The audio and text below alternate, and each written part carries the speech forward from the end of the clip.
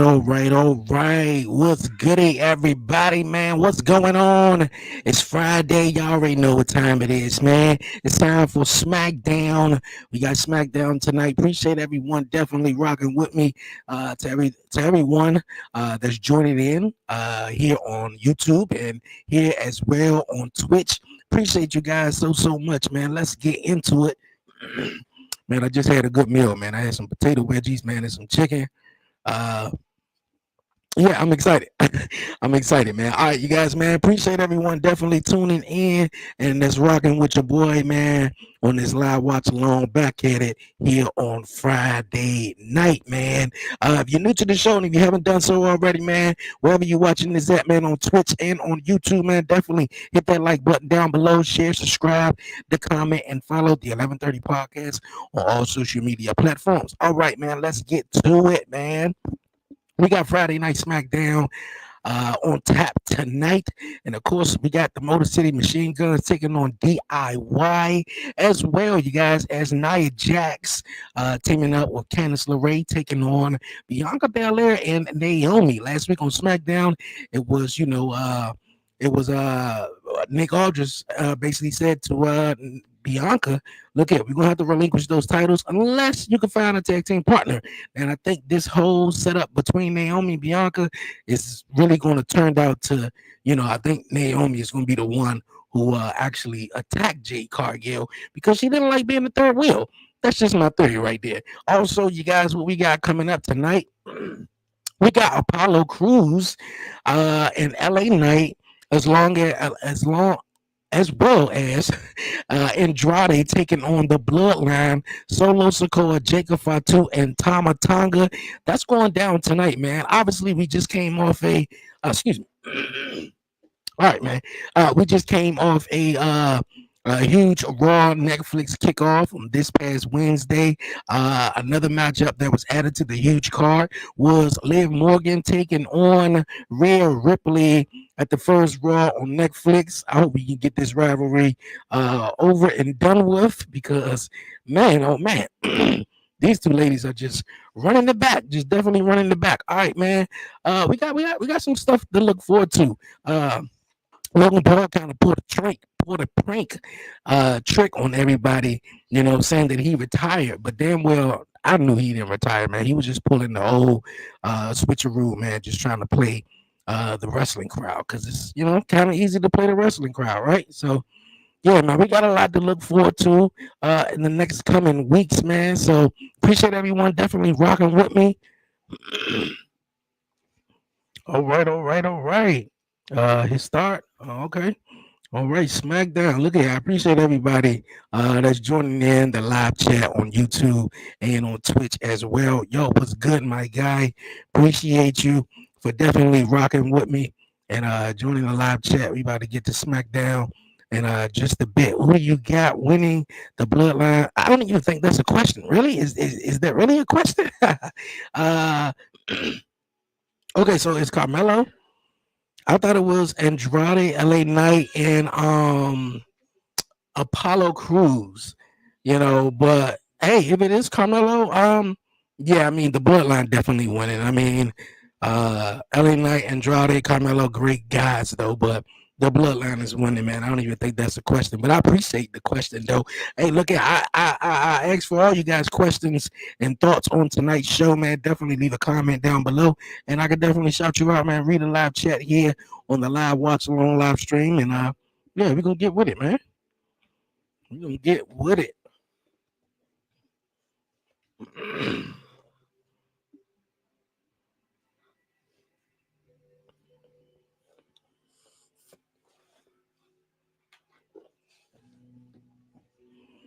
All right, all right. Let's go. I know this is a pre-tape episode too, so after they came off of Saturday night's main event last week, you know, I don't know if we're going to see Chelsea Green after winning the United States Women's Championship, and of course Kevin Owens, walking around as the WWE champion with the old wing eagle belt.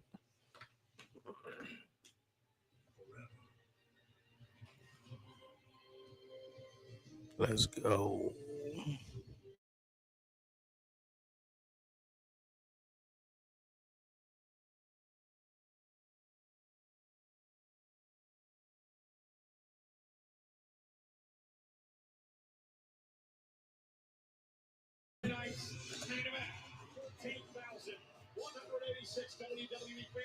All right.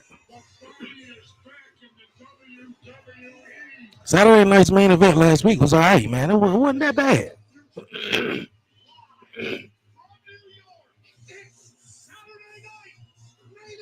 Yeah, man, it wasn't even that bad at all. I can't even, shit on it though. Just about all the matches were predictable. Drew McIntyre, him winning against Sammy, Liv Morgan. I mean, come on, that was. I mean, Liv wasn't losing that.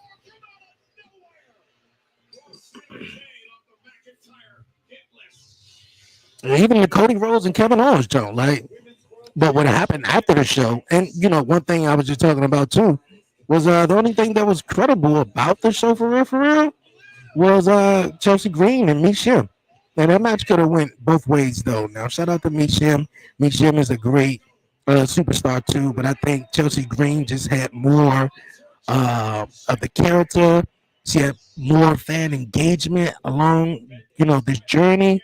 And everybody wanted Chelsea Green to have this moment. Not saying that they didn't want Michelle to win it, but Michelle been having some great matches though. I give her that. And I can see her being a future women's intercontinental or the women's United States champion. Or hell, a women's champion in WWE. But that was the only really thing about the show. I mean, Damien, Gunther, Damien and Finn, they wasn't winning it. Sorry.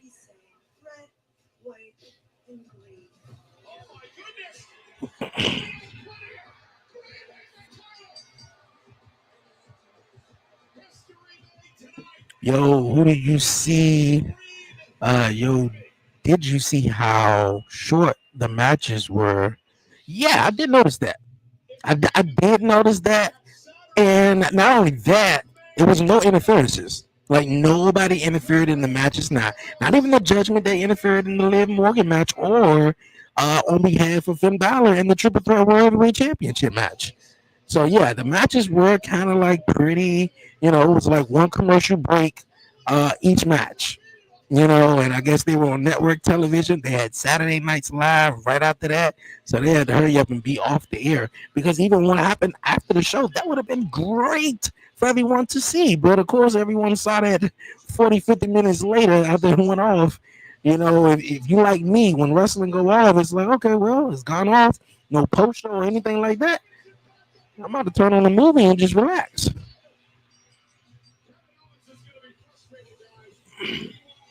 Oh yeah, and then everyone, man, was tuning in, man. Come on, man. If you rock with me, it was Monday. What was it? Monday? Yeah, Monday, man. I did the podcast episode, and I want to say maybe like the last hour or so, man. I didn't have no audio, man. So, yo, man, if you guys see the audio go out, man, please leave a comment down below, man. For real, I did my testing and everything, but definitely, let me know, man.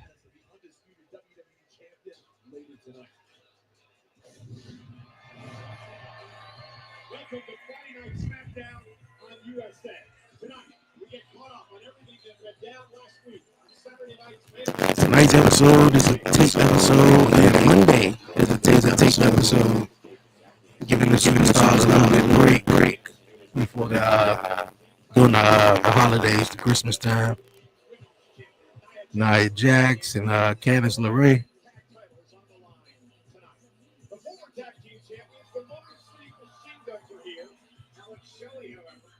Okay, you know what? I thought it was a tag team match. So it's Alex Shelley taking on Johnny Gargano. Okay.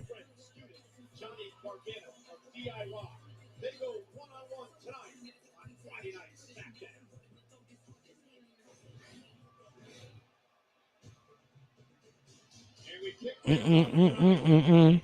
Mm-mm-mm-mm-mm.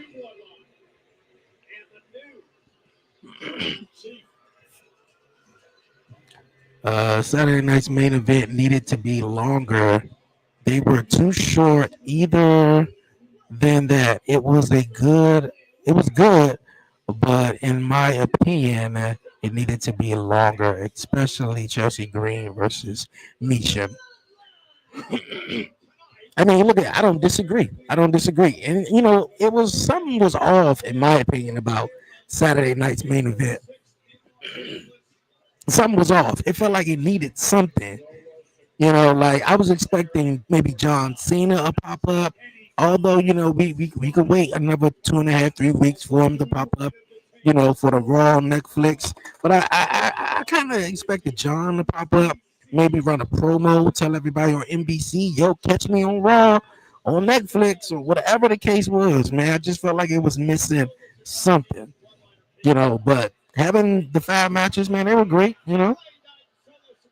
But it really, nothing really, did anything for the show besides afterwards when Kevin Owens did what he did to Cody.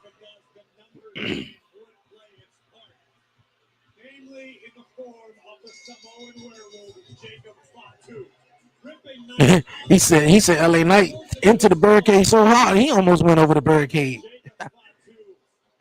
Yeah, oh yeah, man. Yo, I was not here last Friday, man. I appreciate everybody, man, rocking with me. I went out and enjoyed my time, had fun, went to the strip club for the first time. Yo, it was a ball. So yeah, my people's kind of like setting it up for me. It was a surprise. They was like, man, yeah, we got some surprise for you, man. You gonna be going somewhere. And I'm like, man, really? I don't know about surprises like that though, but okay.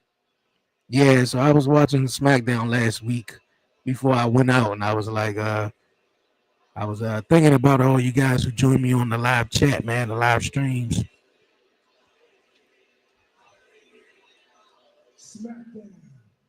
No, we're not acknowledging you, Solo. But what I will acknowledge that Solo, man, has been really doing his damn thing, though.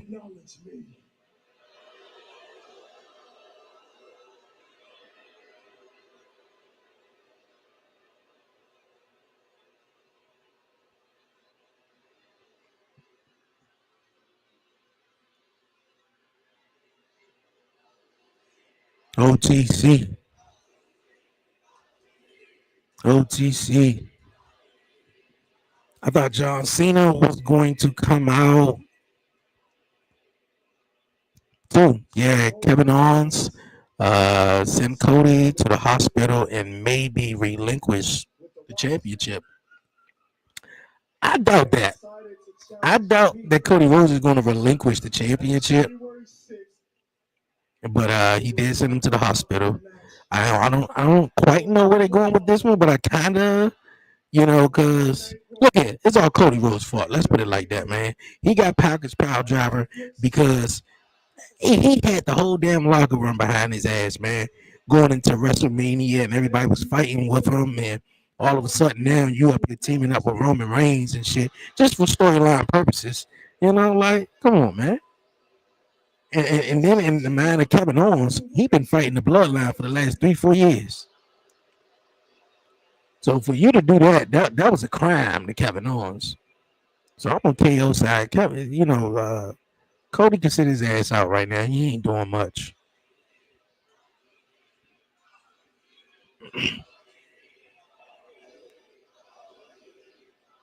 Yeah, but I definitely expected Cena or somebody.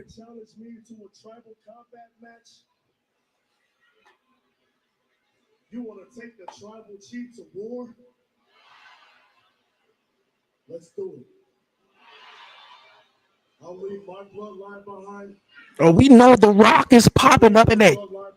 Okay, we leaving both bloodlines behind. The wise man behind. What? Oh yeah, we know Rock coming out that thing. Oh yeah, Rock coming out that Joan on that episode. I feel like he gonna screw Roman.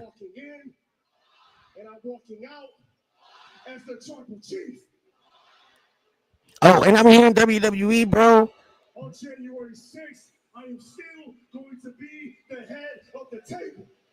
I hear you, Solo.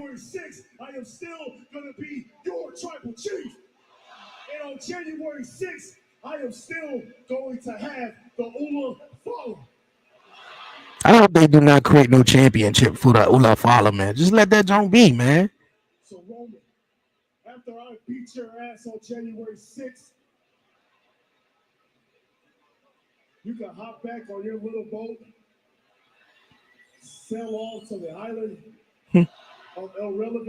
Of irrelevancy.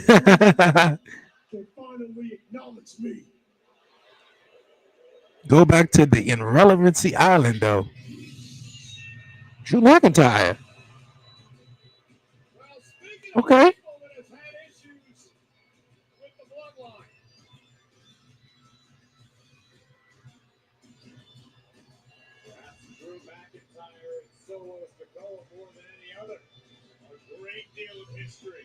Hmm. It's interesting right here. What friend teams up with your longtime rivalry enemy that's just straight up betrayal? Hey, you got it, man. You got it. And that's what Cody Rhodes did. Exactly what Cody Rhodes did. And then when Randy Orton comes back, Randy Orton, he's going to blame everything on Cody Rhodes too. And I feel like this is all building up for eventually, maybe down the line, Cody Rhodes, I guess, turn heel. Because it's like Randy Orton is going to be like, bro, it's all your fault too. It's your fault that I was at home, just had a neck injury, and now Kevin Owens up here beating me up. Because of some shit you did.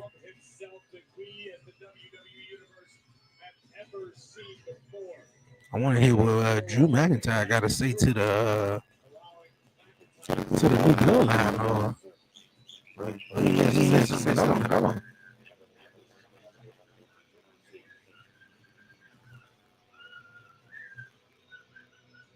I tell you, man, my little 2-year-old son is a big ball of energy. He have no chill. If you guys hear him in the background, which I'm pretty sure you do, because I hear him. Uh, this is interesting. True. I gotta admit, I was very happy when you kicked my brother Jimmy in the face last week. I was. I was very, very happy.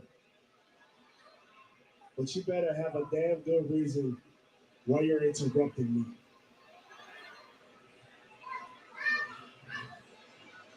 I'm going to make this quick because it causes me physical pain to be this close to you and not beat you within an inch of your life. Yeah, because it was actually Solo who actually caused him that first matchup at the Clash of the Castle. Jimmy, how about what I did to Sammy? How about when I took out your brother Jay? Solo, I want to know, when you lie in bed at night, do you ask yourself, when is Drew McIntyre coming for me? Maybe The Rock probably won't interfere in that tribal combat. You're the one. Maybe Drew McIntyre interferes. They clash at the castle. Because he want Roman now. Family, pain and suffering and misery which he took out Sammy, he took out Jay, he took out Jimmy. Roman is the only one next. But you're the one that stood up to Roman Reigns. The only one in your family that had the balls to stand up to Roman Reigns. The rest of them acted tough. They acted that they were going to do something. They were going to make a stand against him. He snapped his fingers. He didn't change a bit. So I'm torn right now. My heart says jump you. My head says we've both got the same goals right now. So what am I to do? What am I to do? What are you going to do, McIntyre? I reckon Drew McIntyre starts working his way through his hit list. Starts taking out more and more OG Bloodline members, and you Solo do one thing for me and for everybody else. You take out Roman Reigns for good. Once all that business is finished, then you and I, we finish our business. Okay. You know, oh, it's Jimmy.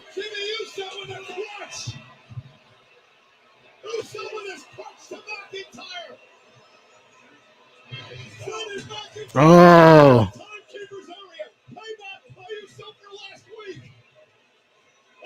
He barely can't even run or anything like that with that broken toe. LA Knight.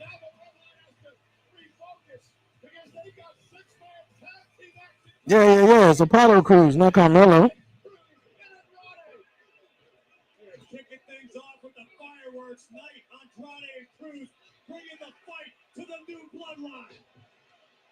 Just the most Apollo Crews had any type of action uh with anybody.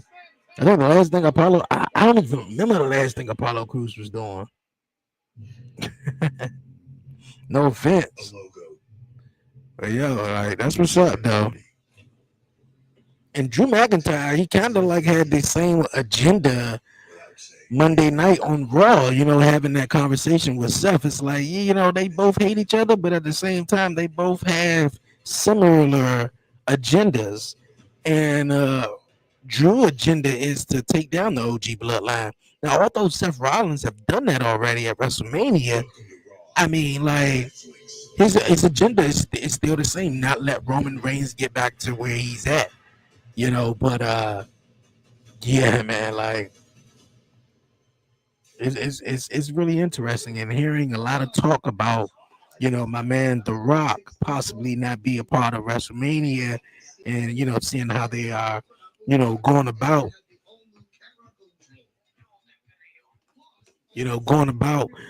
with things, regarding if Rock is not going to be a part of it. So, my second theory is that in the tribal combat match, instead of The Rock, possibly interfering, and that hearing WWE is, are really going to push Drew McIntyre, give him a really, really big, huge push. Next year in 2025, I can kind of see him being the reason why Roman Reigns lose. I don't know what's up with the Rock whole, ordeal, thing, man. But yeah, man, I love Rocky, man. Dwayne, he's a cool guy. He all right, but obviously he's doing his movie thing. So let Dwayne do his movie thing. I think we'll be totally fine without Dwayne Johnson. Would love to see him, but I think we'll be fine, man. Hey, but yeah, I think we're gonna get this Roman, because it's kind of going back and forth. Roman Reigns or Drew McIntyre or Roman Reigns and CM Punk. And I asked you guys in the chat, man, which match are more excited to see if it was a possibility to happen at WrestleMania?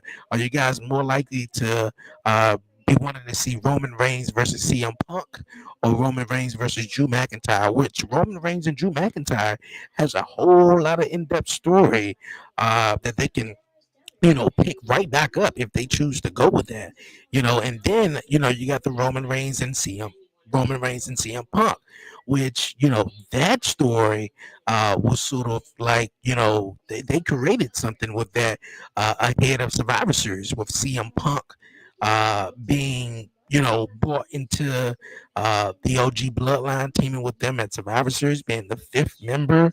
And that, we didn't see Paul Heyman since he got put through a table at Madison Square Garden. And the first time we see Paul Heyman, out comes CM Punk. So it's a whole lot of, interesting stuff right there that we can definitely possibly see at WrestleMania. If you ask me, I think it's more my biased opinion. I want to see the Roman and Rock story. But if I had to choose, I probably wouldn't mind seeing Roman Reigns versus Drew McIntyre. Now I know Roman Reigns and CM Punk was going to be fantastic. That would be fantastic.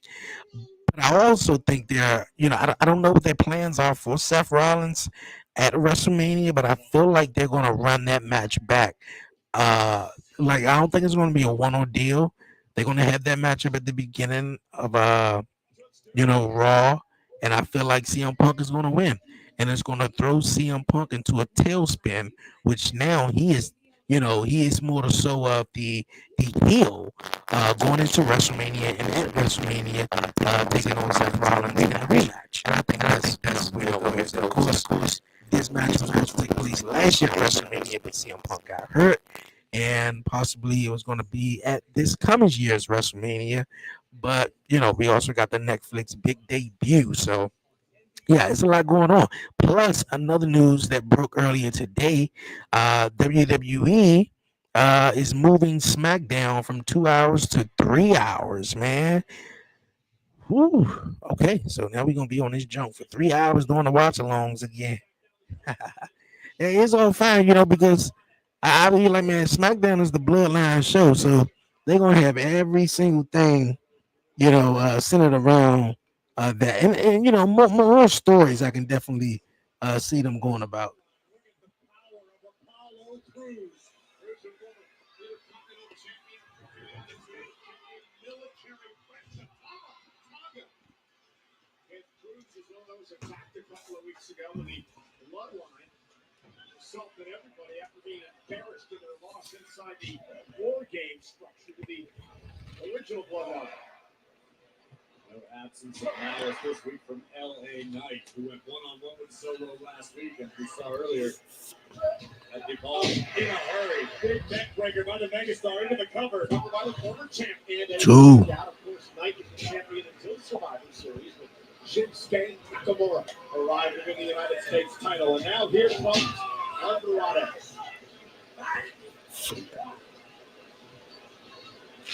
In my opinion, I don't think this match kind of makes sense. Let's just put three guys, let's put three guys together and let them take on the bloodline. Andrade and LA Knight was going back and forth several weeks ago, where LA Knight gave Andrade a United States Championship match and LA Knight won. But now they teaming up together as if they have an agenda. I mean, well, LA Knight was getting his ass whipped by the bloodline. Apollo Crews got super kicked a couple of weeks ago by Jacob. And Andrade just came out and stuck his nose in his business. I mean, I guess you gotta do something with Andrade. But yeah, this match doesn't make sense at all. Does LA Knight go back into the world champion? I mean, and like where did LA Knight goes from here? He won the United States Championship. I wouldn't mind seeing him in the Intercontinental Championship, but I feel like LA Knight is if he's going to be this big player of WWE's, he need to be involved in a big story.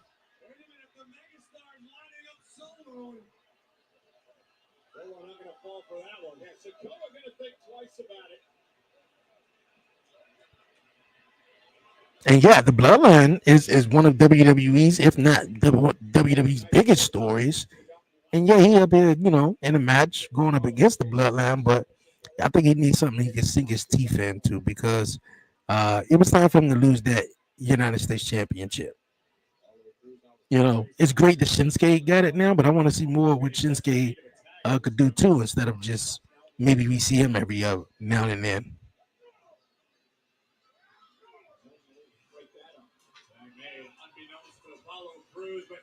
Oh, Jacob fought too, boy. It's a beast.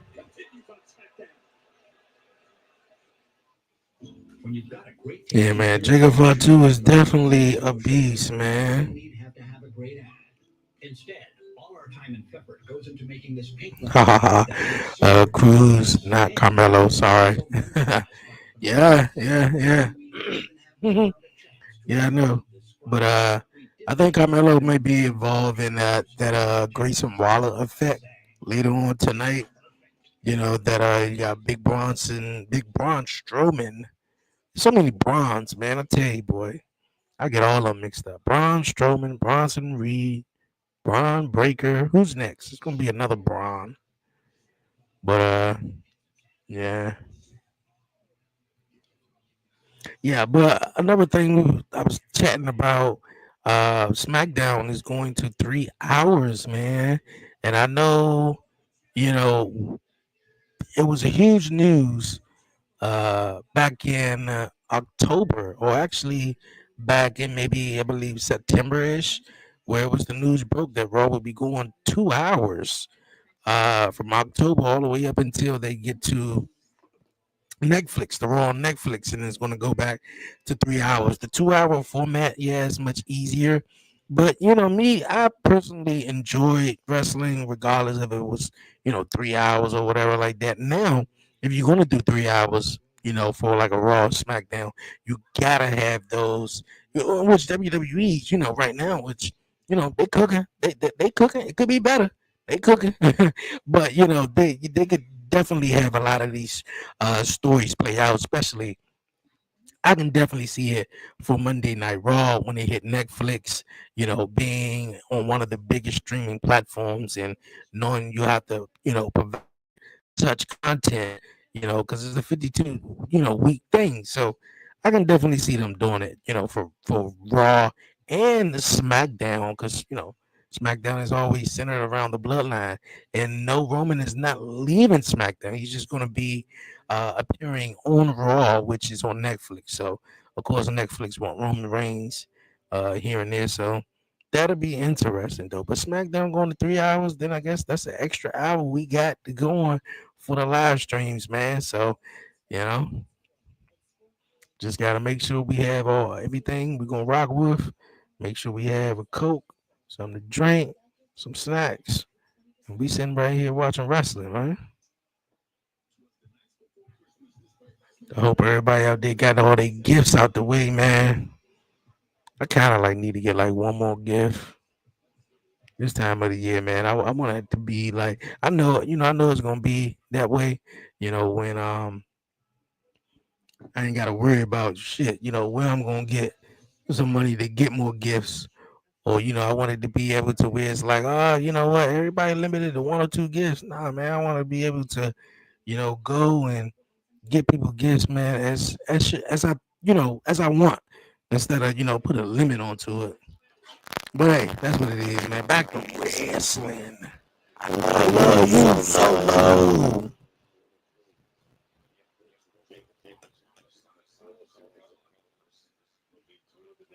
Now you better find you a woman that love you like Jacob loves Solo, man. For real. Or whatever it is, whatever. Find you somebody. I don't care what it is, man, woman, whoever you at.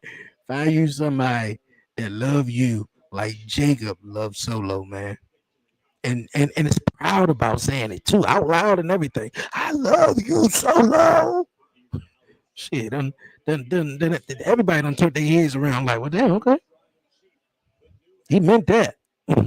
He meant every word of that.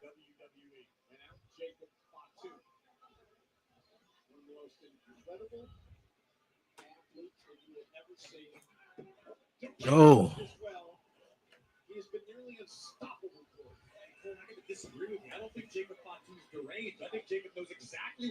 oh, he got the knees up. And the only thing about these double tapings, man, when they do these tapings, not most of the spoilers matter to me because I look here, I'm not about to sit there and watch. I know I'm going to be watching the actual show. I'm not about to sit there and watch the spoilers or whatever like that. But the only thing is about the double tapings is the crowd. The crowds, like even from like Monday Night Raw this past Monday, they were in Boston and they did a taping for next week's Raw. That crowd seemed like they were saving their energy for a certain moment, and I think that's a thing. You're sitting there for almost maybe 4 hours and realizing you got two SmackDowns and two Raws that you got to have your energy out for, and you may see some of those superstars maybe twice in that one night. So that pop that you had for the live SmackDown may not be the same pop that you're gonna have for the pre-tape SmackDown. Mm.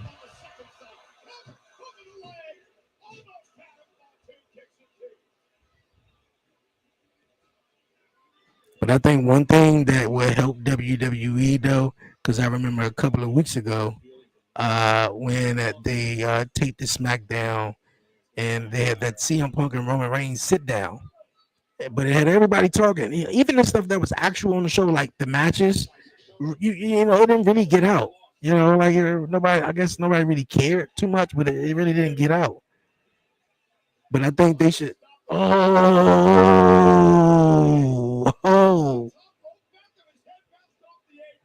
I think they should do more. Oh, they should do more backstage vignettes, promos, whatever, backstage that the actual crowd doesn't see, you know, so it won't get out and you won't have no spoilers or whatever. So the CM Punk and Roman Reigns was done perfectly. Mm, that was perfect. That was perfect. I love you solo. Exactly, man. Oh, small drop. Yeah, yeah, yeah, yeah, yeah, yeah.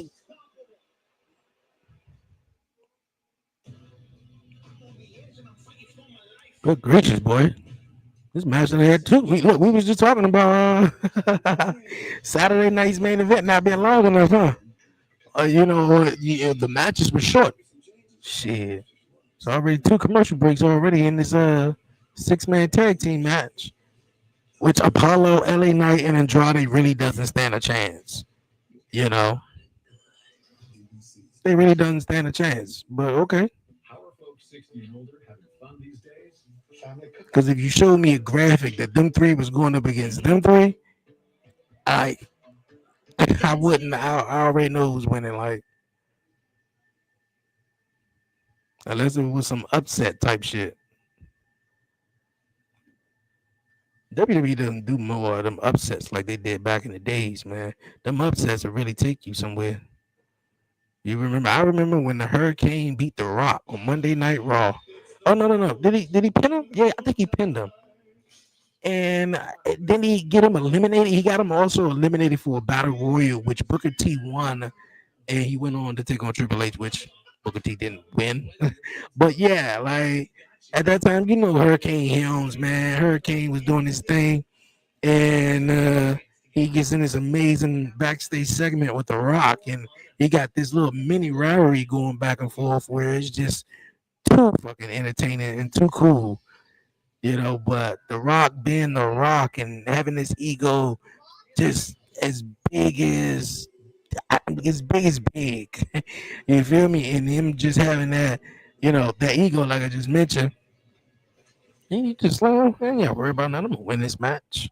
1, 2, 3, and Hurricane Helms beat The Rock, and that face afterwards. It's something else. Yeah, Jacob Fatu is a beast, man. Definitely a beast.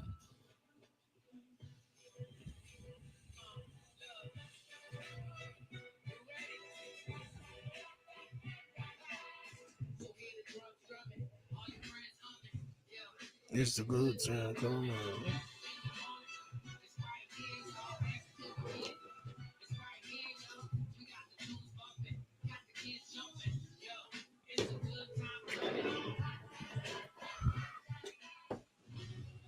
All right.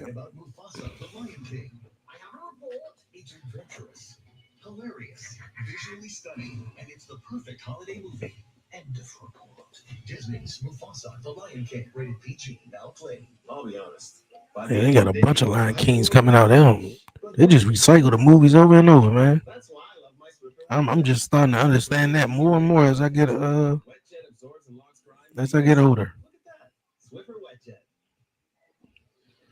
Came out with a Lion King, made another Lion King that nobody really liked it, and now you're coming out with Mufasa. Oh boy, like, this is crazy.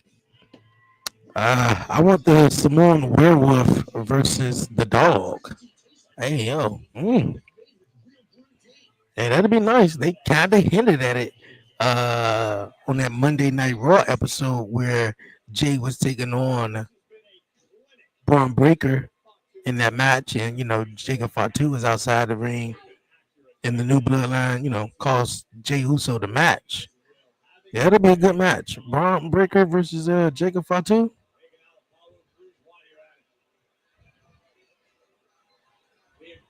I'm still surprised Apollo Crews still here though. Hmm. I think Apollo Crews could go back down to NXT. You seen guys, man, like Ashanti Diadonis. He go back down to NXT and he's more relevant down to NXT than he was in the hit row or whatever he was doing on the main roster. I like the little story he got with the little chick, the white chick. I can't think of her name. I hate to say that though. But then, the story he got with Shorty that he trying to take her out, buy roses and everything, and here come Nikita Lyons. Like I'll call you Ashanti. Like really? It's crazy, bro. Yeah, well, you need to go back down to NXT for the Intercontinental Championship. Hey, yo, that'll be lit. Mmm. Turn around, LA. Oh, that was whack as I don't know what going into that corner post solo.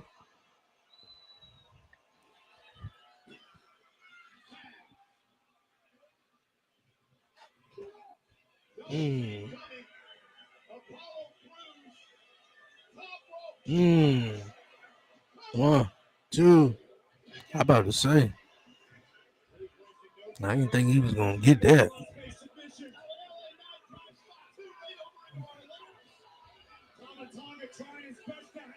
Hey, look, Shinsuke Nakamura.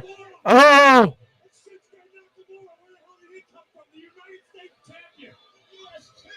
I was just talking about Shinsuke. Oh,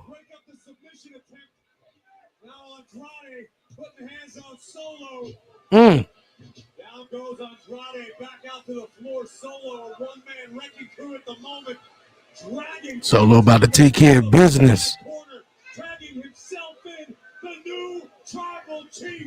Mm. And now Solo Sikoa with a You're a Nagi. Solo winning Apollo. That's a wrap right there. About to hit that Samoan spike. And a Samoan spike. 1, 2, 3.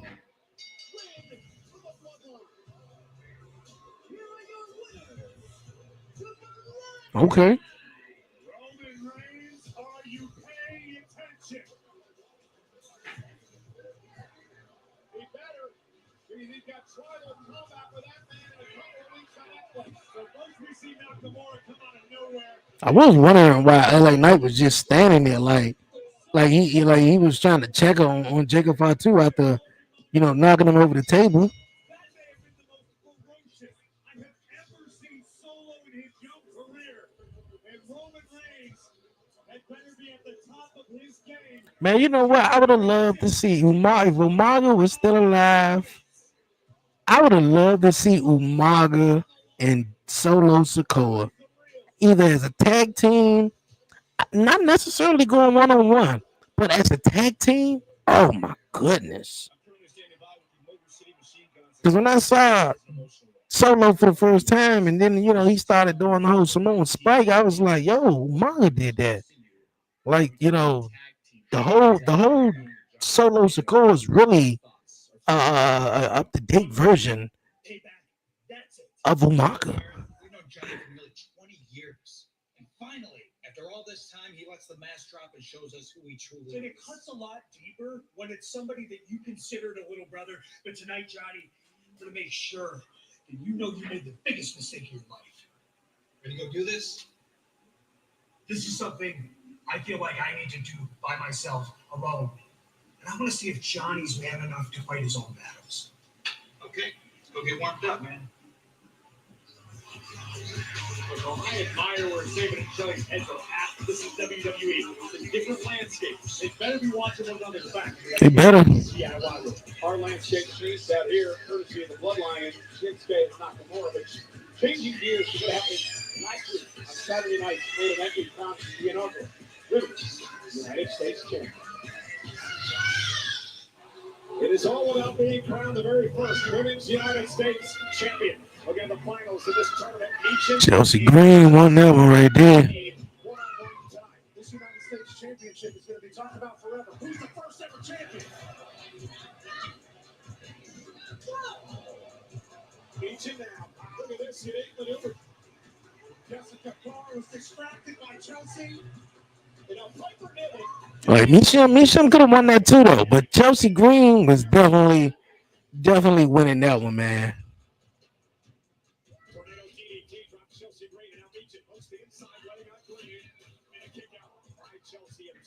See, this was weird coming out of going into Saturday night's main event. It ain't the first time they did it though, but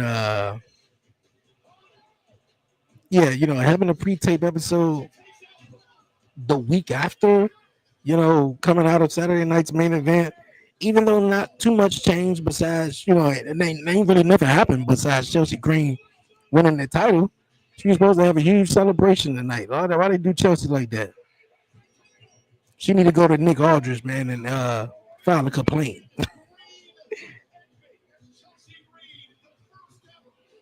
Yeah, she need to go to Nick Aldris and file a complaint on why we don't have a women's United States Championship celebration for Chelsea Green tonight. Chelsea Green with Piper Niven by your side with And that's all they really can do, kind of say uh do congratulations. backstage vignettes. So I want to know emotionally, okay? I'm going to take you through the machinations of the match. You hit the unpretty on YouTube. Mm. You hear Lillian Garcia state the words, he knew Women's United States Champion Chelsea.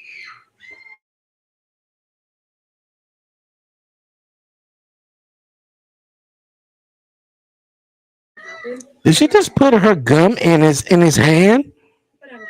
I've been doing this for 10 years. I worked my entire life.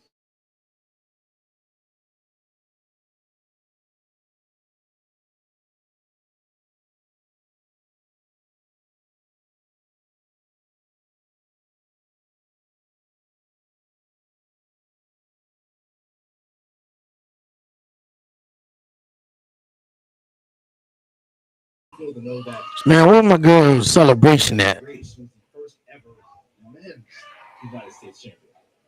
I would say duh. I would say duh. I'm in the history books where I belong. I should have been there 3 years ago, but I was released. I should have been there 2015, but I wasn't hired. So now's the time, Brian. Now's the freaking time! Anything else? Well, it is your time. What does a Chelsea Green reign as Women's United States champion look like going forward? It looks like I'm going to Disneyland tomorrow, so I actually have to hop on the plane. So can we wrap this up? Sure thing. Have fun with this. All right now. Once again. Well deserved.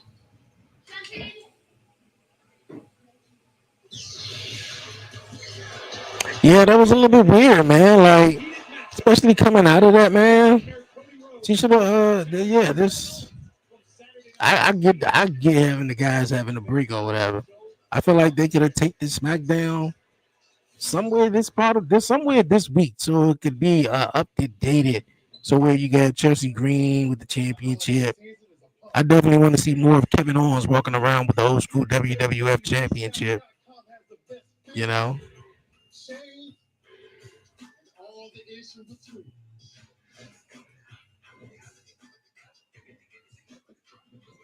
Remember, your holiday isn't complete until you get a little, Yeah.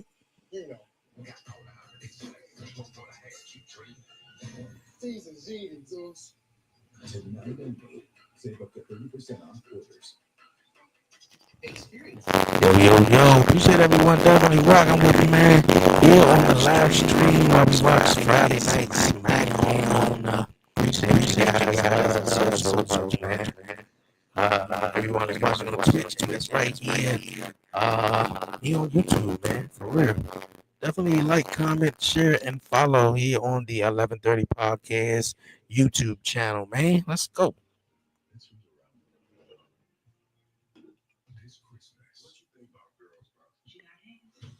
Experience the incredible true story of Clarissa Shields. I'm gonna try and get a snow metal. I'm gonna eat exactly what the man gave me. The fire inside HGOT. Downy Light adds a subtle fresh scent to your wash. It doesn't overwhelm, Like campfire leather musk overload. because Downy Light is gentle and balanced. It's a nature-inspired scent to breathe life into your laundry. Wounded Warrior Project empowers post 9/11 veterans and families with life. All right, while we on this commercial, man, I guess we just chat. I was talking about earlier, man, the Netflix Raw on Netflix kickoff, man. I did the watch along Wednesday afternoon, and for the last 2 weeks, man, Logan Paul, I believe he made a comment on his podcast, the Impulsive Podcast, about how he's a dad now and he's retiring. He hanging it up and everything, and that sort of have a lot of people in the wrestling world, so kind of like, yo, did you know, Logan Paul, man, he's retiring? Really?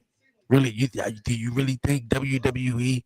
I'm not saying how much or if it was a lot or not, but do you think WWE really invested all their time for this guy to really come in and just say, well, I had a couple of matches now. I can dust my hands off now because I'm a dad. No, not one bit at all. I think Logan Paul was just uh I think he was just trolling the fans, man. That's one good thing I think wrestlers love doing is trolling the fans. Not saying, yo, yeah, I'm gonna be at the Royal Rumble. Yeah, I'm gonna come in at 19 and actually come down and be in at 19.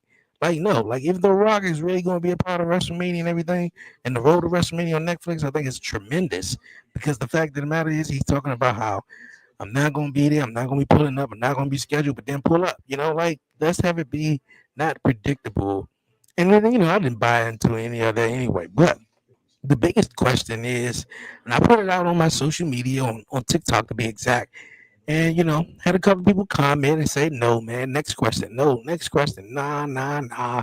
Logan Paul, man, said on the press conference, like, "Yo, uh, I'm coming out to the World Heavyweight Championship. Do you guys see Logan Paul? He's now the newest member of the Monday Night Raw. Since WWE sort of had a trades going on, I guess. Yeah, Braun Strowman, he went from Raw to now he's on SmackDown. He's going to be on the Grayson Waller effect tonight, and now from Logan Paul. Last time we seen him was SummerSlam, I believe. Yeah, losing the title. No, I want to say WrestleMania. Was it WrestleMania? Or did he pop up at LA? Did he pop up at SummerSlam? I can't even remember. I feel like he was at SummerSlam. I just can't remember. But yeah, man, he won with time.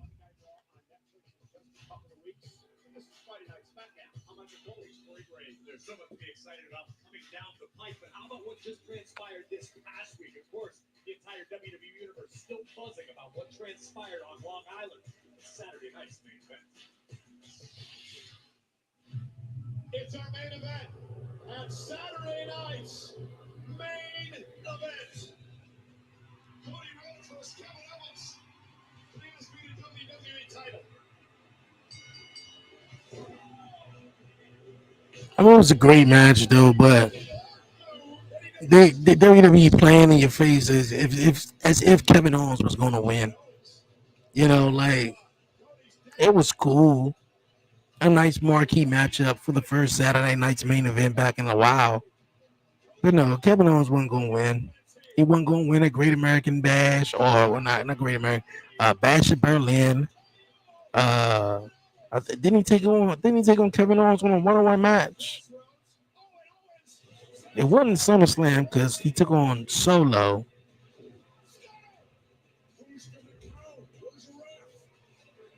And then, this was bullshit. How the referee gonna count from the outside of the ring though?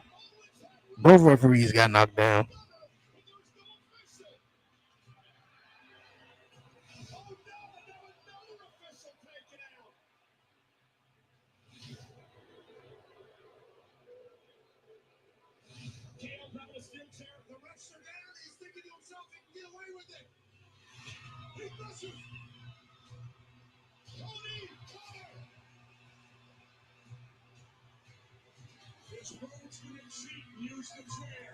Yeah, he cheated.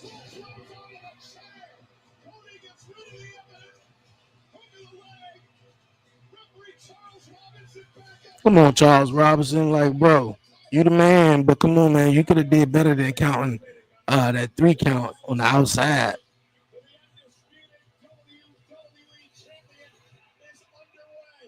And then if you think about that whole entire show, Drew McIntyre's a heel. Liv Morgan is a heel. Gunther is a heel. Chelsea Green is kind of the heel too. All the heels won besides in the main event of Cody Rhodes.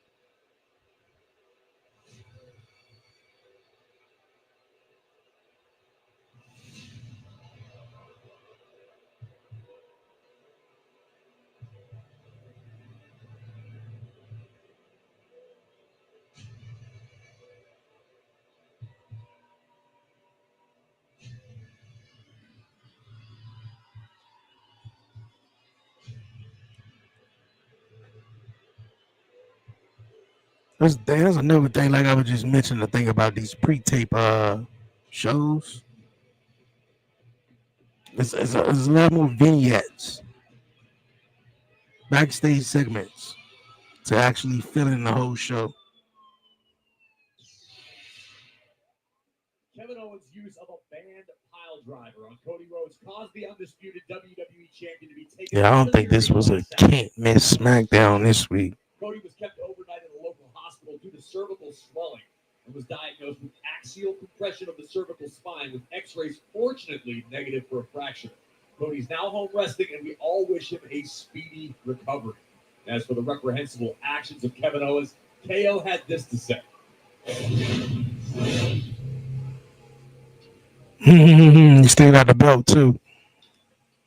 What happened after Saturday night's main event was not my fault. Of course it wasn't. You sound like Snitsky at this point. It wasn't my fault. For all the young wrestling fans who don't know who Snitsky is, go Google him. The referees, Nick Aldis, WWE management, they're all to blame. I was screwed. No bullshit, you was. Charles Robinson, you play a factor into this too. No ref. 1, 2, 3. You can clearly count to 3. What happened to me is a travesty, a tragedy. I should be standing here, undisputed WWE champion. But I'm not. But I took this because I deserve it. And I'm not giving it back until I get what I want. Everyone needs to understand you can only push a man so much until they snap. But the good news is, I haven't snapped yet. It can all get so. No, I don't think he snapped yet. I think he gonna snap when he get into that rivalry with Sami Zayn. So Cody, And that's gonna be a whole nother snap. WWE officials, what happens next is on all of you.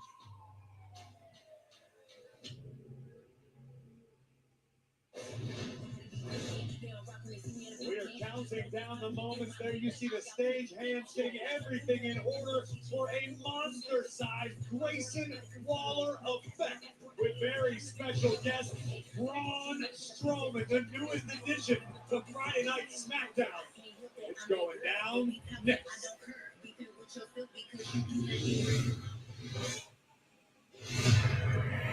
All right, man. The countdown to the only event of its kind has begun. You want a WrestleMania moment? You gotta win this match. Let's do it. Try to take me out.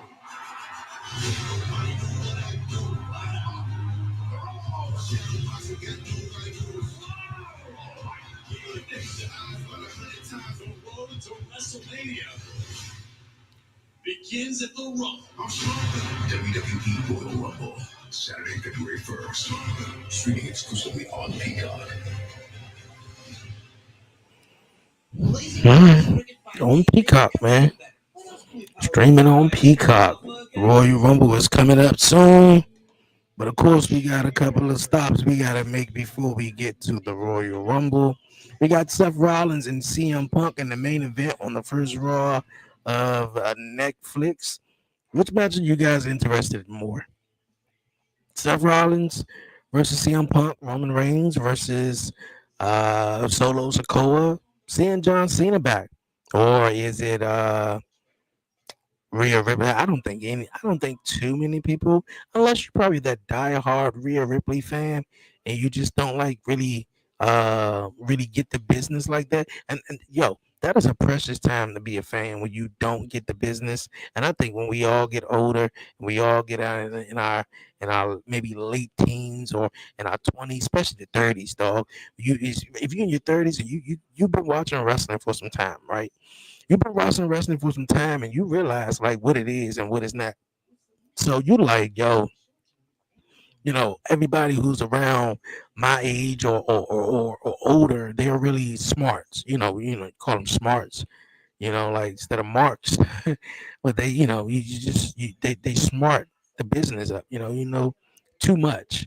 But when you don't know much, man, and you could just be a fan and just enjoy it and not pick apart certain things and just, oh, they should have did it like this, oh, they should have did it like that, and just sit back and just enjoy it.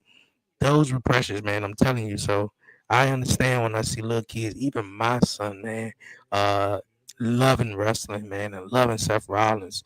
I'm not even gonna tell him what it is. You're like, maybe one day, but I mean, I guess that's almost like telling, I mean. It's not, but I'm just gonna use the analogy. It's almost like telling the little kids, "Look at man, Santa Claus ain't real." I mean, they're gonna eventually find out, but it's just a thing about as kids and as being a wrestling fan, you don't really tell the youngins like, yo, that's fake, man. Even if it is, you don't care. It's just like, yo, just having fun. Just let me do my thing, though. But yeah, man. That's what it is, though. What's right here, real quick SmackDown. Seems like so cool. It's like the Roman Reigns challenge. For that night Raw. And Drew McIntyre popping up on SmackDown. Like, look at bro. Like, I don't know if I should use the face or should I just work with you because I want Roman Reigns. And you got him coming up, so I'm gonna need you to take care of Roman Reigns, and then we gonna come back to this.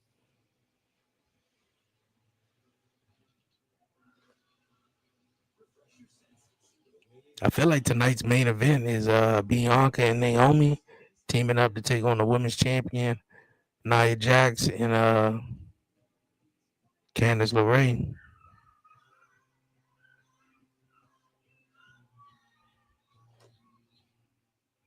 But at the end of it, this is all going to play into a fact that Naomi is the one who. Now it should be Bianca. What if it's Bianca? Bianca. Um, she could have attacked it. She could have attacked it. Jay Cargill, or it could have been Naomi. But I don't think it would have been Naomi. Naomi a little bit too small to do that.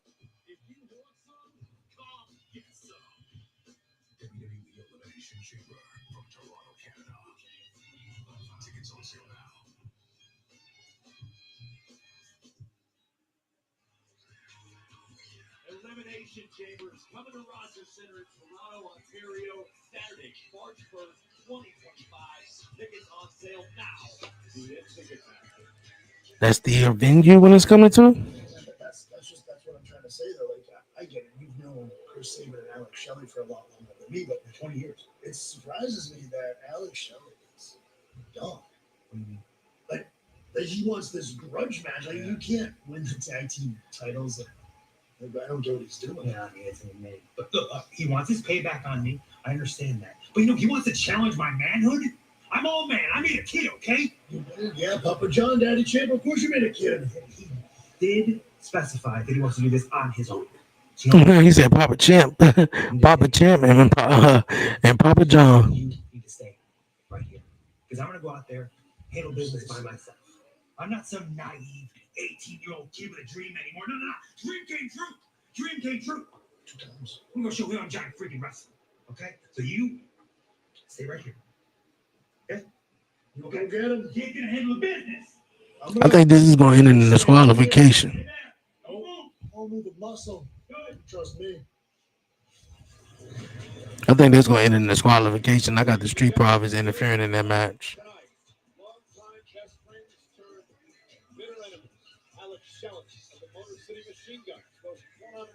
Johnny Gargano of DIY later tonight. Ladies and gentlemen,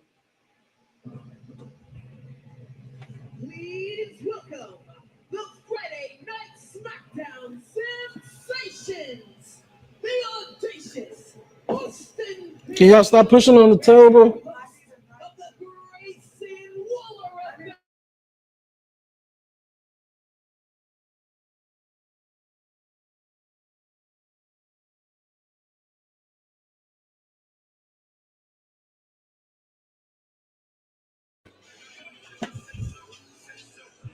Welcome to the Grayson Waller and Theory You gonna go get the diaper? effect. You done already and came in there. Go. Tonight's Is that what you said? Go ahead. a really I'm here. big one. My guest tonight is the first transfer over to Friday nights on SmackDown. Is the monster of all monsters, Braun. I don't even see why Braun Strowman is on this joint right here.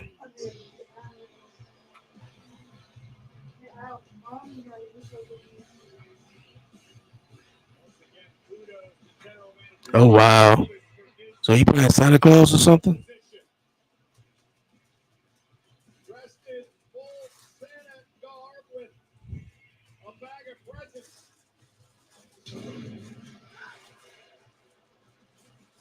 They mentioned the transfer window that is now underway between Raw, SmackDown, and NXT. All right, he coming out here playing Santa Claus and shit. Plans over the next 4 weeks as we head towards the debut of Monday Night Raw on Netflix. Some big changes coming for Monday Night SmackDown on January 3rd as well. Last week here on Friday Night SmackDown, Carmelo Hayes is going to have a match against SmackDown Fuel's acquisition. Well, that acquisition was Passing them out to all the little kids. The grown folks got their hands out too. through everything he could at the monster of all monsters. And Hayes, one of the glimpses of greatness. But Carmelo Hayes had never experienced anything like the monster of all monsters inside the ring. And Carmelo Hayes, thanks for coming. A thunderous, earth-rattling power slam. Braun Strowman, welcome to SmackDown. These guys always pass the announce table. They never give us any gifts. What do you think Braun Strowman has in that bag that you would like to serve you in any way, shape, or form? I don't know, but I'd like to receive something from this. I can't remember the last time I actually received a gift from this bag. It's the Lion King on DVD. Thank you so much for coming, Braun. How nice of Braun to help all the poor people here in Harlem. That was lovely. That was really nice. You're gonna start like that? You want to piss me off right away? I'm coming out here spreading Christmas cheer. You're gonna act like that? You're right. And I thought this made sense. The biggest acquisition in SmackDown history. Show in SmackDown history. It makes so Something bigger than this, baby. But before we start, I know how this goes sometimes. I just want to let you know I've invested a lot. Yeah, I feel like this is all crazy. Like, why he's out here in the Santa? I get it. It's all It's the holiday season time. And we just have a civil conversation. We just ask you a few This questions. the same Grayson Waller desk that they always been using, haven't they? And you know, I've got to be honest. This one look kind of cool. I'm very surprised you agreed to come on the show. I don't know if anyone's told you this before, but you're a little intimidating. But the more I thought about it, the more it made sense because you understand the benefit of associating with a town down under. Because, I think I just threw up a little bit in my mouth. I get it, but SmackDown's very scary right now. It's dangerous backstage. The bloodline's going wild. People getting attacked back and forth. You don't want to go in the car. Right. Did you forget who you're talking to? No. I just thought it might be a good idea if Braun looks after Braun for once. And you set up the ultimate alliance. Braun Strowman and Haytown Down Under on the same team. We'd be untouchable. Imagine it, Braun. Picture it out there. Our cunning, our intelligence, your strength, the brains and the brawn. The brains and the brawn. Boo, it sucks. I told you to watch your tongue. You want this sex shoved right up your. So much for the A-Town Braun gets away from that Santa Claus. Thank God Carmelo Hayes is here. Cut all this out. I got a bone to pick with you. Look, last week, Nick Aldis, he thought he was going to humble me and put me against Braun Strowman. Everybody here and everybody at home knows that wasn't fair. I wasn't ready. But newsflash, Nick Aldis, you can't humble greatness. I might lose, but I'll never quit. So, Braun, They need to push Melo, man. I don't know why they shitting on Melo though. get back right here, right now. 'Cause now Braun Strowman done lost his cool long time ago, man. last week, I don't know. let me This seems like a filler episode of SmackDown. We're gonna fill you in this week with a bunch of fillers until we get to uh next week's last episode, which is live in Tampa. You know,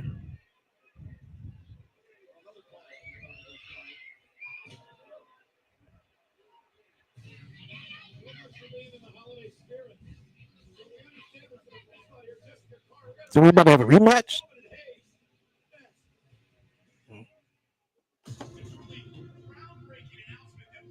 I guess we're about to have a rematch. I don't know. Yeah, but this seems more so like a filler episode of Monday Night Raw than more than anything. Just having. I don't even think the Bloodline wrestling made a big difference. I honestly thought maybe Roman Reigns would have been on the show, but of course, they wanted Survivor Series, and I don't know. It's hard to put the words at some point because I'm like I'm scratching my head because I think really that's what they putting all their chips in, man. To this Raw on Netflix, and I know a lot of us can't wait to see that Raw on Netflix right now.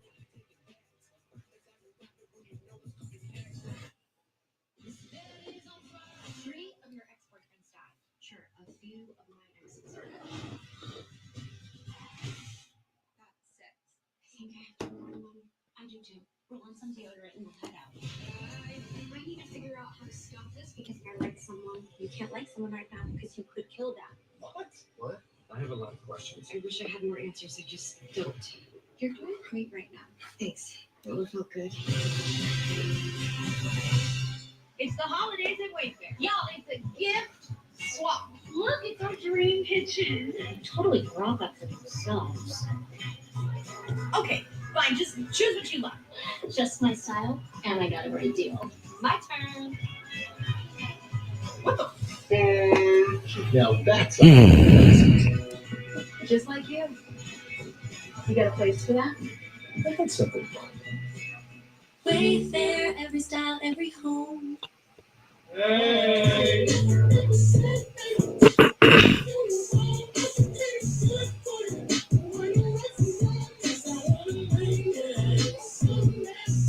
And then the times have changed too, to where it's like everybody got everybody's on their phone, everybody's on social media. And of course, if you're on social media and you're watching videos, probably minus YouTube, probably. But even then on YouTube, I mean, if you're watching on your phone, you don't really get those long ass commercial breaks that you might do watching it on your TV. But yeah, everybody, man, is they're cutting the cord away from TV, man. They cutting the cord away from commercial breaks. You'll be surprised how many people will probably pay more for the ads free than to sit there and watch 120 seconds worth of ads. It's real crazy though. So, but the ads make the money. You gotta what was the word I'm looking for? Sponsorships and ad revenue that it matters, man. Especially with a on television and on TV and everything though. So, but now everything is streaming. Netflix didn't have to worry about commercials. I think now they're starting to consider some commercials, and I want to say more so with WWE, not even really with the football game. I mean, yeah, I mean, if someone score a touchdown, they take a commercial break.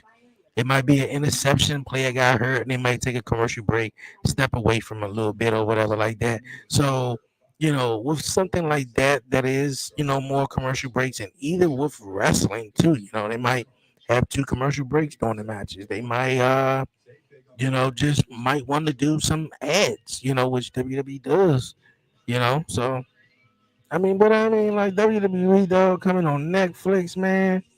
I say let's start it off strong. You could have certain ads in there, but let's get with it, bro. Let's get with it.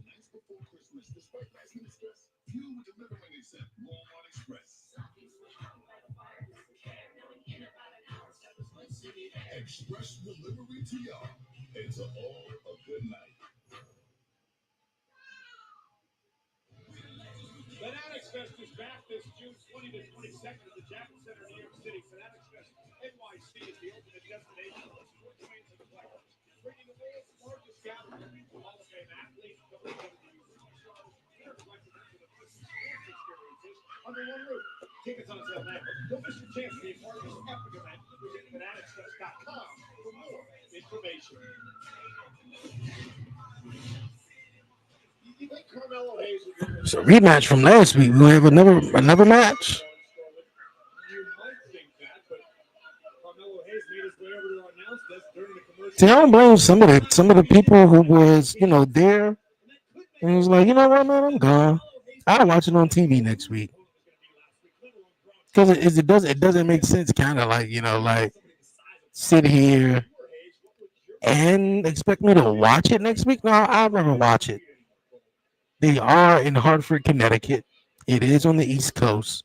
So when SmackDown went off, and then they already see they do things a little bit different. SmackDown last week was probably on a delay anyway, so they probably was already taping next week's because this is the second match of the night.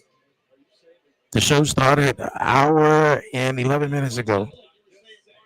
That Bloodline 6-man tag team match with LA Knight, Apollo, and Andrade went on for about 20-25 minutes, and of course the commercials and the backstage segments and vignettes. So this is the second match of the night. Plus, you got Motor City Machine Guns, Alex Shelley taking on Johnny Gargano, and of course the main event matchup.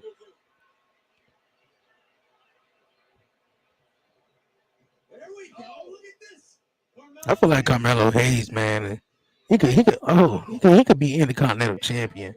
I don't know what they got him going, what they got him doing on SmackDown, man. Carmelo Hayes could really be a guy. Really could really be one of the guys, man. It's just I don't know. They ain't taking him serious. I understand Braun Strowman right now. They probably put Braun back a little bit too soon. I guess they wanted Bronson Reed to still do his thing, but Bronson Reed is put his foot. So they brought back Braun Strowman and then put him over to SmackDown. And Braun Strowman, man, I feel like he lost his cool. Braun Strowman, man, I don't think he'll ever be as hot as he was. Oh, right on the top of his head, though. I don't think Braun Strowman will ever be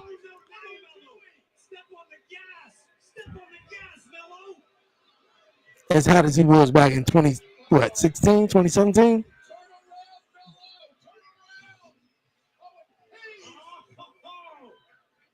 Well, I think you might owe Carmelo Hayes an apology after this one. I may, because that was brilliant by Carmelo Hayes.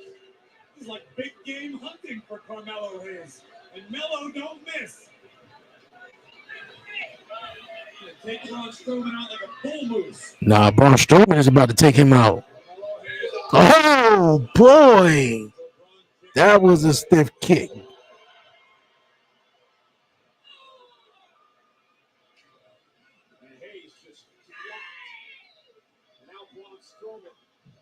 Okay. Yeah. He thought he had a chance. Maybe. I don't think that's the way to win versus a big man slap. Ah, ah. He outsmarted him. As a result of the countout, the winner of the match is Carmelo Hayes. Well, Hayes said he had a game plan, and it worked to perfection. Not quite. I don't think that really was what Carmelo meant, but nonetheless, he picked up the win over Strowman. And Carmelo Hayes talking trash. Yeah, you better get out there, boy. You better run. You better keep running. Don't slow down either. Oh, you better keep running. He coming after you.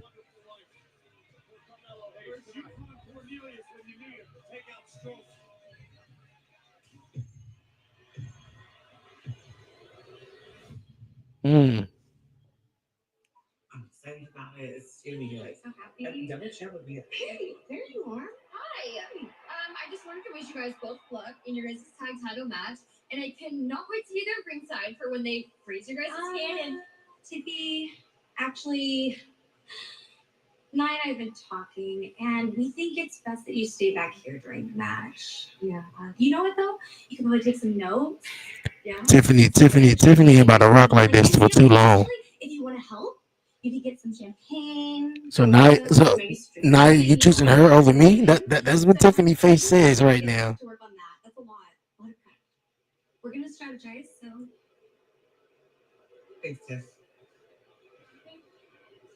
Yeah, like okay, all right, I got your ass now. I got you now.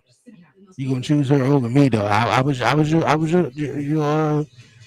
Your ride or die kind of like I was right by your side.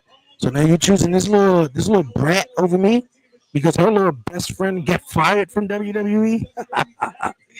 Like her friend got fired, and then she want to come over here and attach herself to you. Oh, boy, man, if I was Tiffany Stratton, boy, she gonna be a hot baby face because it's like, dog, like you can see Candice LeRae playing mind games over Nia Jax. She's basically Candice LeRae has proven to Nia Jax that hey, I can be your best friend. I could team up with you. We could win stuff. We can win championships, unlike what you and Tiffany Stratton didn't do. We can do. So Candice LeRae is one of the manipulative best friends that she try to is like she comes in between you and your friend. Y'all been cool for the last 6 months, and everything like that. And this is new girl, which is Candice LeRae. She comes in the picture, and now she attaches herself. No asking, no prepping, no nothing. But she just attach herself to Nia Jax because obviously she's the women's champion, and she want to get a women's championship opportunity and all that great stuff. So there you go. And Tiffany Stratton is gonna realize like I'm being played. I'm being played, and it's kind of like the reverse psychology because for a moment, Nia Jax wasn't even paying attention. Well, I can't even say she wasn't paying attention, but it's like Nia Jax didn't really care how many times Tiffany Stratton almost cashed in on her at Survivor Series, at the pay per view before that, another time before that. It just seemed like every opportunity Tiffany Stratton had gotten, she took the opportunity to attempt to cash in, but it didn't. It didn't play out. It didn't play all the way through. And however, I feel like Nia Jax was just stupid enough to let her hang around, but also I guess Tiffany Stratton is stupid enough to stick around to let Nia Jax come up with some type of scheme to push Tiffany Stratton away because one, she got that money in the bank briefcase and she can cash it in at any time and become women's champion. And that's where Candice LeRae comes in the picture of like, hey, pick me, pick me, pick me. I can help you win. I could help you keep your title. So I kind of like the story that they telling here between Tiffany Stratton, Candice LeRae, and Nia Jax though. I really dig it.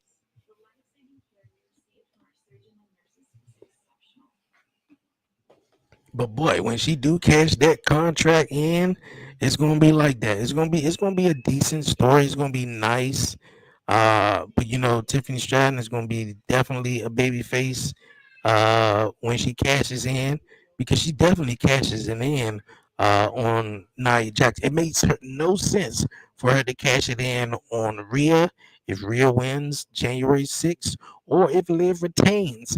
It doesn't make sense. The only thing that it probably would give Tiffany is a bigger spotlight that she's on Raw and it happening on that Raw kickoff jump. So, I mean, we haven't had a woman cash in at WrestleMania, but we had some women successful cash in. None of the women cash ins has been unsuccessful. And I don't think we started with Tiffany Stratton at all. Is this? Oh, okay. See, no, okay. New Year's Evil. Speak No Evil. That was a good movie.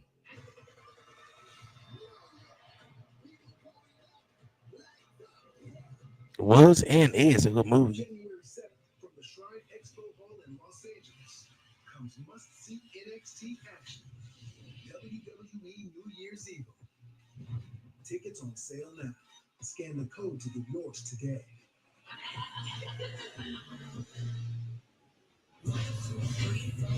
You know, one of the fun things about Friday Night SmackDown and Monday Night Raw, we invite all of you to bring all of your signs. Any WWE live event you're a part of, of course, Friday Night SmackDown here tonight with some creative signs. Nobody makes any signs for me. Why would you want a sign? People boo you when you walk out.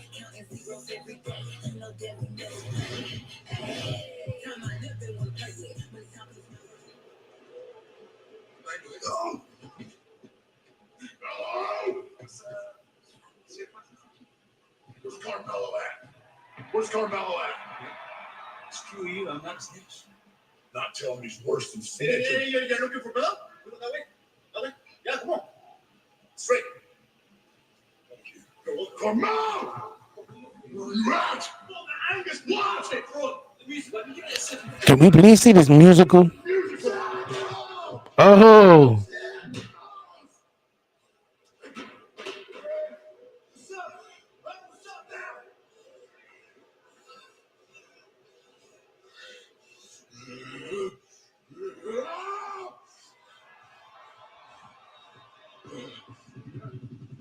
okay. Braun Strowman, boy. That's a character right there. You get real big. Roar!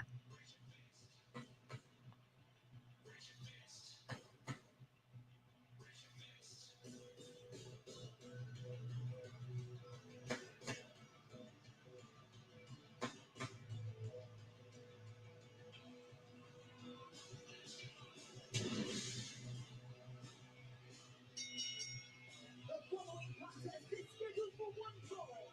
Introducing first, from Detroit, Michigan, he is one half of the Motor City Machine Guns, Alex Shelley. Shelley told his partner Savage he wanted to do this alone here tonight. And Royal Rumble is presented by Cricket. Join Cricket Nation. Get reliable nationwide 5G. Smile. You're on Cricket. No smiling tonight for Alex Shelley.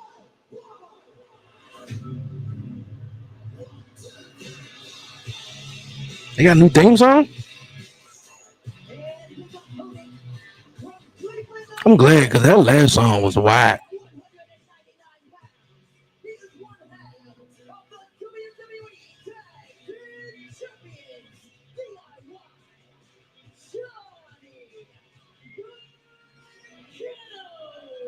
Let's show you where everything went south. The Swedish former France Gargano and Shelley a couple of weeks ago. This when it seemed that DIY was on the brink of explosion. Johnny Gargano took the low road with an assist from Tommaso Ciampa, opening the door for a super kick that rocked the jaw of Alex Shelley and shocked the Motor City Machine Guns, such that DIY reclaimed the WWE Tag Team titles. So interesting background between the two men in the ring, Johnny Gargano and Alex Shelley. Johnny Gargano was trained by a man named JT Lightning. I read it a million times in Cleveland. He brought up Johnny Gargano to Cleveland All Pro Wrestling, where he also brought in Alex Shelley. Let me ask you, Cole, did Johnny Gargano tell you that I was the champion there at Cleveland All Pro? No, because Gargano thinks he invented the wrestling business. This little twerp is the biggest problem I've got with anybody on the roster. I would fight Johnny Gargano any day of the week, and I can't wait to watch Alex Shelley knock Johnny's teeth out. So, different story. Guy scares the hell out of me. But I will never say a good word about Johnny Gargano as long as I live. Well, right now, Gargano is dominating Alex Shelley. They first worked together back in 2006, 20 years ago. In fact, they actually had a match one time in the parking lot of Gargano's dad's catering company. Long-time friendship between these two. Gargano puts the friendship behind in order to win the game. You know what? Cool friendship. That's all nice and good. Did his dad let everybody sleep over? Cheaper than paying hotels. No, I drove back to Pittsburgh. They wouldn't let me stay. Alex Shelley wanted to do this alone tonight. It's a cool story and everything like that, though. Impact World Champion. Alex Shelley is such a technical wizard. Much as Johnny Gargano knows and likes to refer to himself as the mechanical marvel. Yeah, I think it was last year that Alex Shelley was the TNA champion. Shelley can twist you 6 ways from Sunday. With the kick from Gargano, put the brakes on. Now, Gargano will put the NXT champion. 3-time NXT North American champion. Yeah, this SmackDown a little dry though this week, man. Cause it's nothing but a bunch of filler matches. Nothing but a bunch of filler matches. It's the third match on the card right here. They don't get nothing with Chelsea Green but a backstage segment that happened at Saturday night's main event. No Kevin Owens after what he did at Saturday night's main event. No nothing.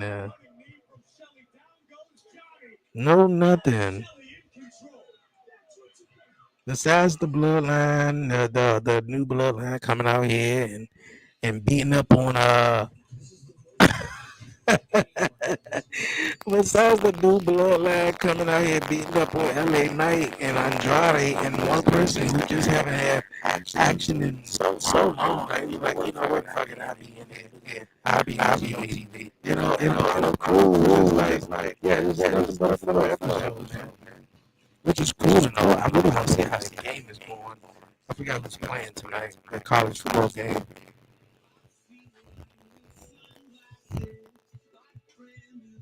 And I understand, they got, multiple talent and they don't have to use the same talent each and every week though. But I think for a show like tonight and especially having Saturday night's main event last Saturday after, and then you take another episode of SmackDown, it's kind of hard to attach, uh, yourself to maybe what's going on in the show or watching it when you're like, hold on, wait a minute.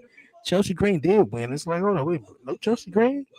Hold on, wait a minute. Cody Rhodes, did get package power driver, but no Kevin Owens, that small promo backstage, that's it. Like he did push Triple H, no Triple H, like nothing. So it was like, yeah, it's a little underwhelming, you know.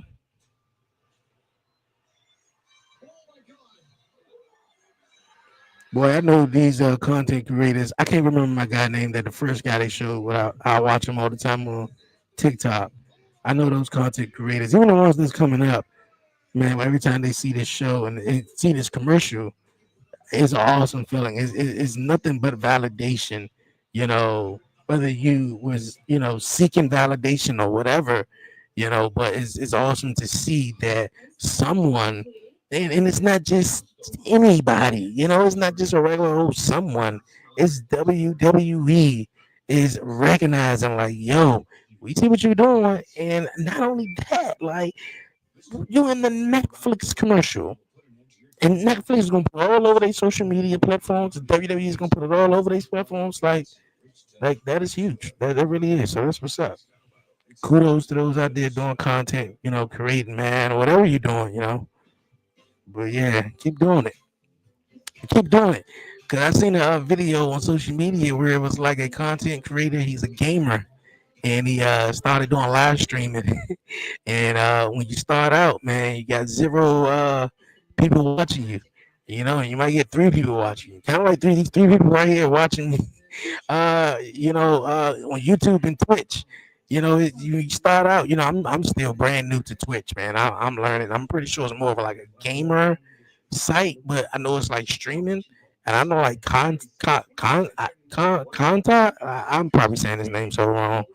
Uh, but yeah, he's an inspiration to saying what he done and where he come from and how he done it. So I think it's amazing though, But yeah, man, you gotta stay with it. You gotta stay with it. When they say zero people, man, you gotta still go at it, man.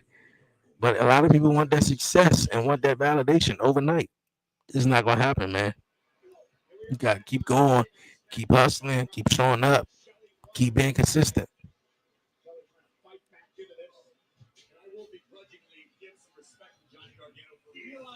Oh, nice. That was a nice neck breaker or back breaker. Because you get a lot of people, even when I started out podcasting, man. I don't know technically what happened, with a lot of people, but obviously, the world went back to, going back to work. A lot of people weren't at home no more. But not only that, people expect like, yo, I'm supposed to sit down, buy a microphone, record a podcast, and it's supposed to be the biggest thing ever, like Club Shay Shay or whatever like that. Like, nah, you're gonna have to grow, you're gonna have to learn, you're gonna make some mistakes. Your mic probably ain't gonna be on.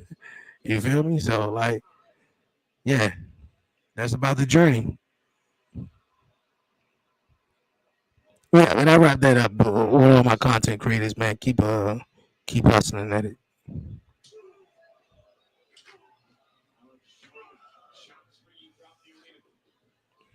Cause I do some episodes like that Wednesday. I was watching Dynamite. Was 2 weeks ago. Actually, no, it wasn't 2 weeks ago. It was last week, wasn't it? I think it was last week. Yeah, it was last week. Because I didn't do a SmackDown watch along last Friday, so I was watching the Dynamite instead. I wanted to do a Dynamite watch along for the first time, but it just was so underwhelming as well. It was like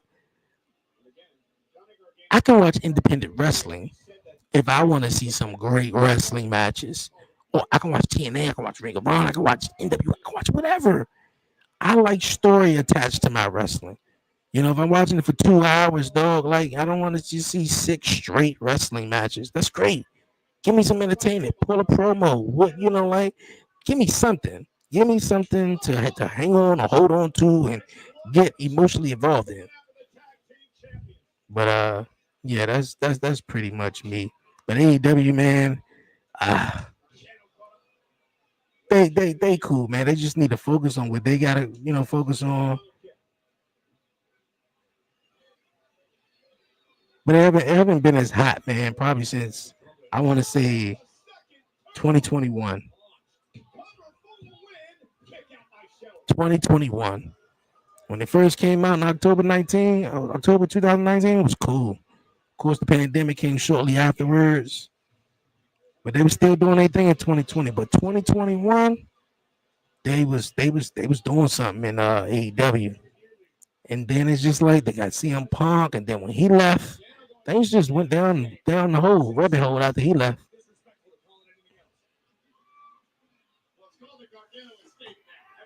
I want to know if Warren going to the show this Thursday in Jacksonville.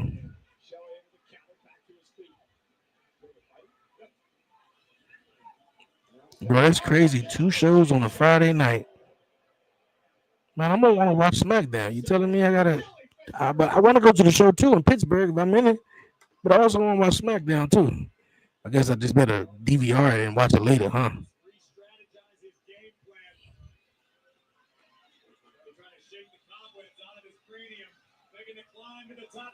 Like I feel like this match could have been over like 5 minutes ago. Like it really didn't need a commercial break at all. But that's just another way of expanding, TV time with the matches. Like the triple threat match earlier, man, that could have had one commercial break, and we could have went on, and we could have told a couple more stories. This match didn't need a commercial break in it for it just to end like that.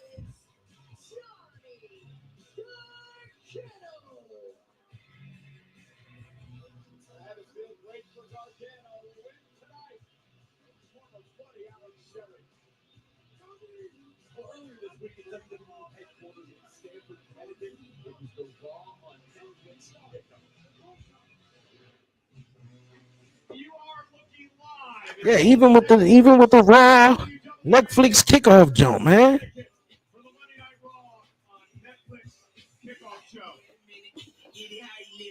10 toes in when we standing on business. I'm a big step. I want to know, is the whole world ready?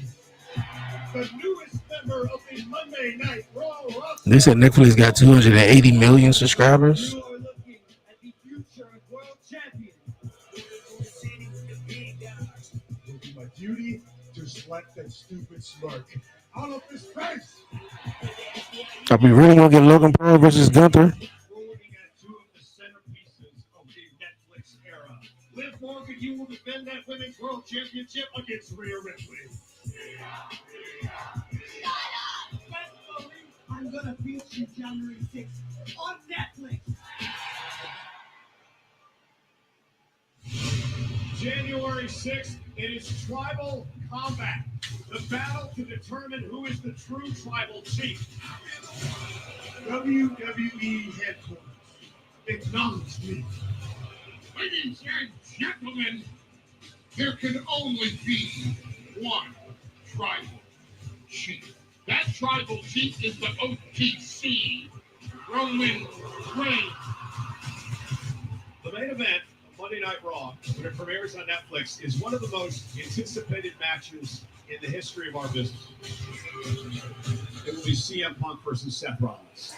I think that needs to be the main event. CM Punk, Seth Rollins, that got to be the main event, man. Sometimes there's only room for one of us. Welcome to the house, Nigel. Can you abandon this shit? I don't need a mic. I don't need a mic.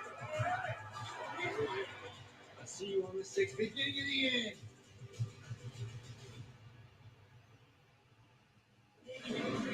I know them tickets cost like a mug. Can't come soon enough.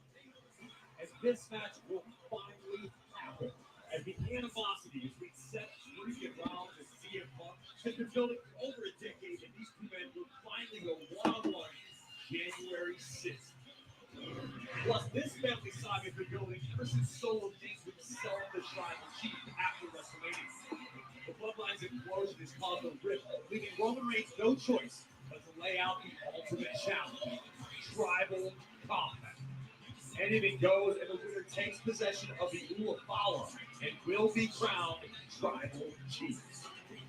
And also, just announced at the Raw on Netflix kickoff, the Women's World Championship will be on the line as Liv Morgan defends her title against the former champion, Rhea Bloody Ripley. This match and so much more as we gear up for the Raw on Netflix premiere on January 6th. I'm standing by with Bianca Belair and Naomi. Ladies, before you head out to the ring, it's been a crazy couple weeks for you. From the mysterious attack on Jade Cargill to being part of the winning team at War Games. In just a few moments, you really have a chance to solidify yourselves as the WWE Women's Tag Team Champions. You know, Byron, these past couple of weeks have been rough, to say the least. But trust, I'm going to find out what happened to Jay. But I'm not going to allow what happened to strip us of these titles because that's just giving you what they want. And I'm not going down without a fight. But thankfully, I got a friend right here that always got my back. I got your back forever. And you know, I can never turn down a good snatch and drag. Plus, I know how important these titles are to you and Jay. They are to me as well. So that's why I'm going to go out there tonight and do everything that I need to make sure we leave here as champions.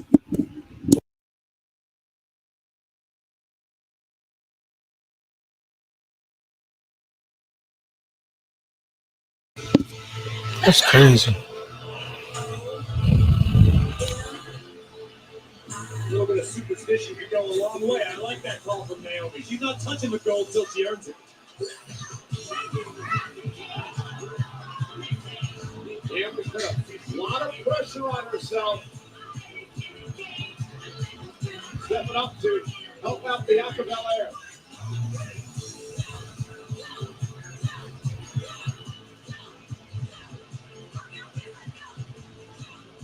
I'm on my own against the wall. Okay.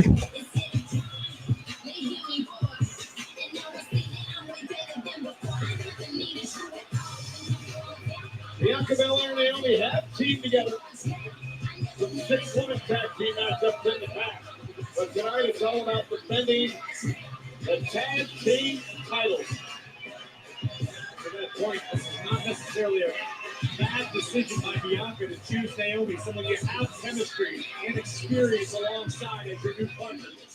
Bianca and Naomi defend against Nia Jax and Candice LeRae. Next on SmackDown. Okay.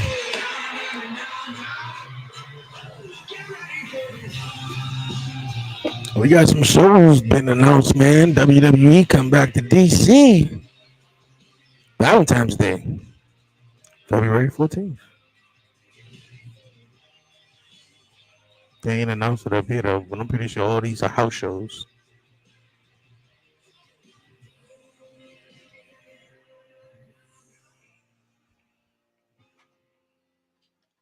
The holiday season kicks into high gear with a full weekend of NFL action. Saturday, the NBC Holiday Special will be a jolly good time. Texans, Chiefs, with an appearance from the big guy in red. And then Sunday Night Football is making its appearance. The NBC Holiday Special and Sunday Night Football on NBC and Peacock. Excuse me. Whew. Needed that burp. We've got, I know these are your favorite gifts. I instantly thought of you gifts. And of course I bought this week's ago gifts. Oh boy, oh boy, oh boy, yo. Appreciate everyone rocking with me, man. For those who coming in and out the live stream here on YouTube and on Twitch, man, thank you guys so much. Definitely hit the like button down below. Follow, like, comment, and subscribe to the 11:30 podcast right here on YouTube. We'll be on one of the final commercial breaks of the evening. The 5-year anniversary episode of the 11:30 podcast is actually streaming right now on the YouTube, on the 11:30 podcast YouTube channel, man. Definitely go check it out when you can. Next week, you guys, I know it's Christmas week. I will let you guys know if I'm doing a watch along for Monday night. I'm not quite too sure. I might not do one this coming Monday. I might do it just for Friday the week after. But I will let you guys know because I know next week is the holiday time and there's a lot going on, Monday through about Wednesday or Thursday or such. And next Friday, SmackDown gonna be live. It's not gonna be taped, so it's gonna be live. So yeah, we're gonna be doing that, man. Appreciate everyone rocking with me, man. That tune into the live chat, man, on Twitch and YouTube. Said every small thing. Ever. Vision Grace. She's my best. Honey? There's a fire. I'm going to steal it. Oh, God, dies.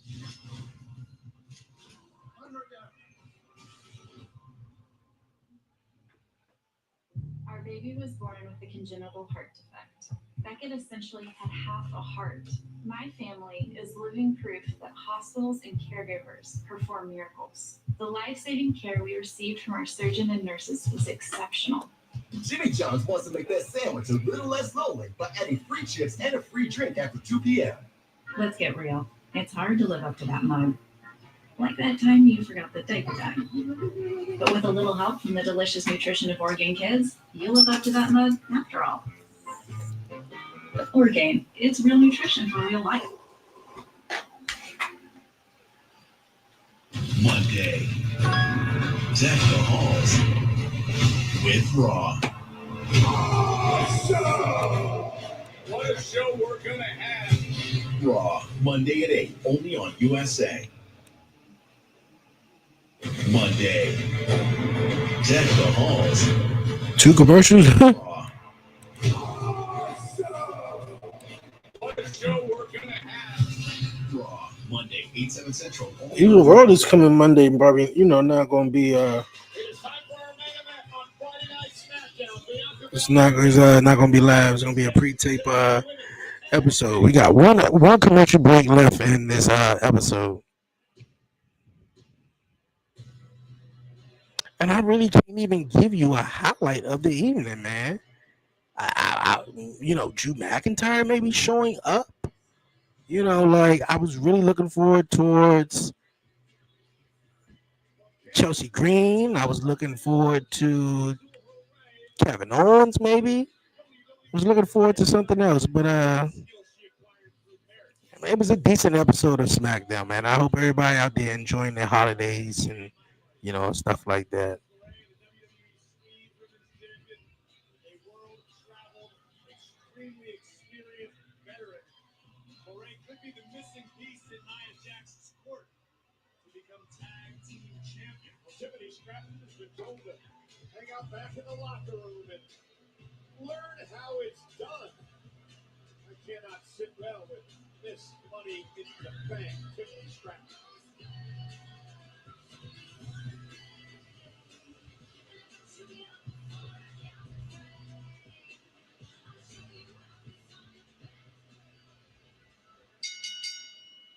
The following contest scheduled for one fall One fall. for the WWE Women's Tag Team Championship. Introducing first the challengers, the team of Candice LeRae and the WWE Women's Champion, Nia Jax.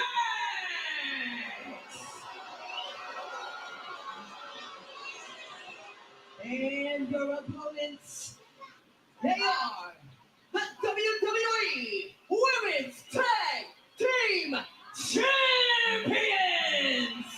the team of Naomi and Bianca Belair.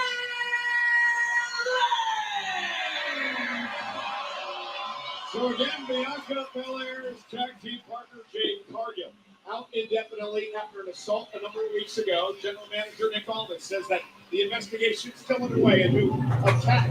I'm telling you, man, it's gonna be nice how they do this investigation with Jay Cargill. I hope they do it like how they did it like back in the days with Shawn and Triple H. Like we got to I want the security footage.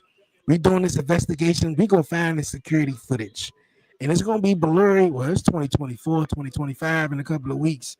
I don't know about no blurry security or the security footage though, but I think it'd be really dope is if they get that footage and somehow they got the footage. It was an error on it, trying to download it, and we can only see a little bit of pieces of it. And then we keep this investigation going on. Yeah, next week we got it cleared up. We got it cleared up, sized up, and it looked like somebody with black hair, black, white. Maybe we could clear it all the way up.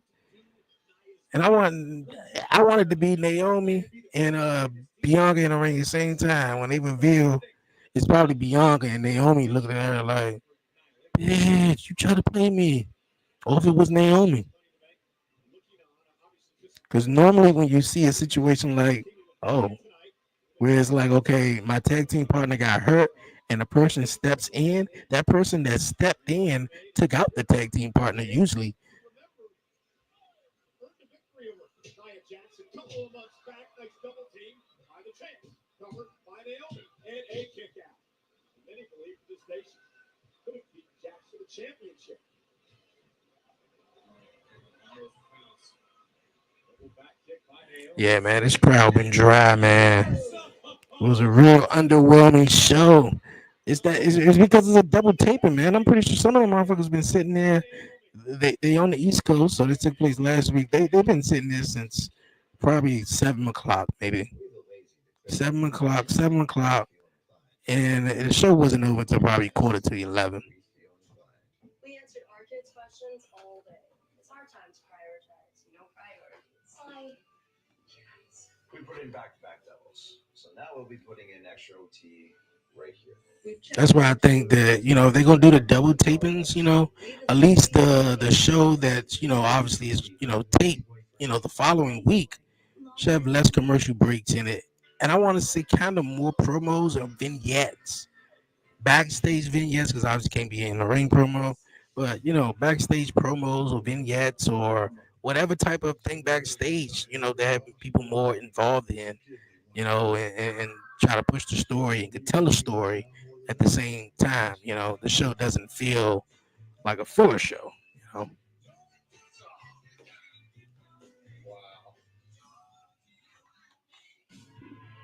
surprising Twisted Tea superfans with a Twisted Tea drop. Twisted Tea tastes like real iced tea because it's made with real brewed tea and 5% alcohol to kick off your evening. Twisted Tea, your iced tea. Keep it twisted. The first time you try Bounce, it hits you. Your laundry feels way fresher, softer. So you start to wonder, if I put a sheet of Bounce, He ain't gonna like me in a bit. will it make hair? Because it's about to be 10 o'clock, bro, and you've been up since probably like 8 o'clock. Then took a nap break. Your mother ain't had a break. Your daddy ain't had a break. This probably the only break I had today.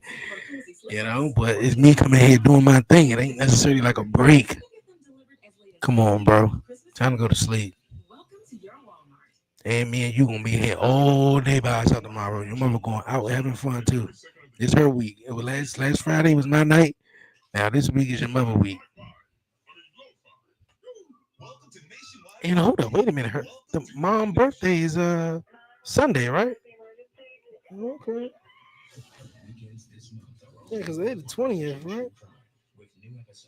Yeah. So they're gonna bring in her birthday with her. So they said it's over like 12:30. So 1.5 million people in Philadelphia. We had to fight. Snapped. She went from sweet grandma to I'm gonna kill you myself and a plan to kill. This was among the worst, most depraved murders I have ever prosecuted. All new weekends on Oxygen True Crime.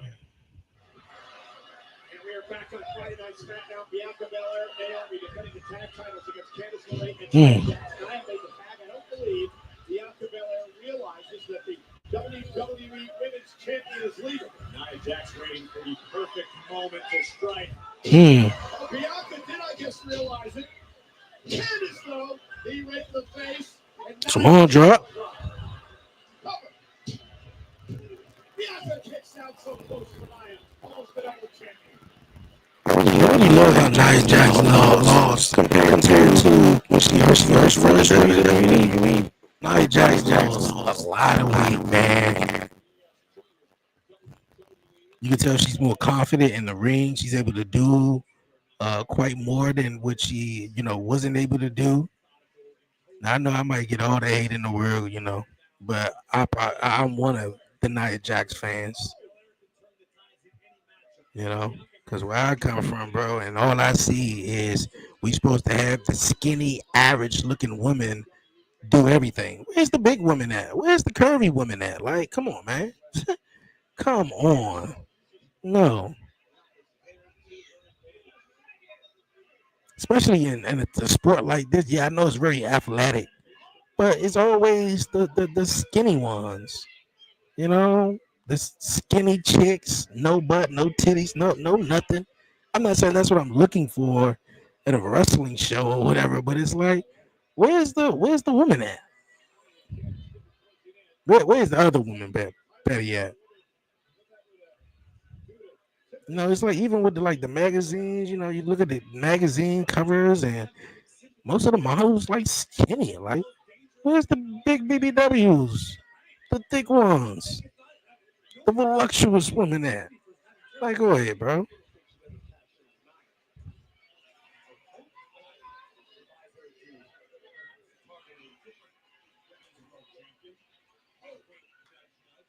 I think Carmelo and Johnny Gargano. I mean, Carmelo and she about to get her off for a suplex.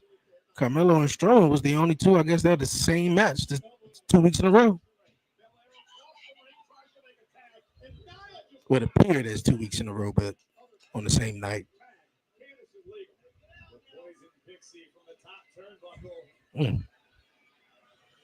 Oh, drop kick to a spiral bomb, to a spine buster.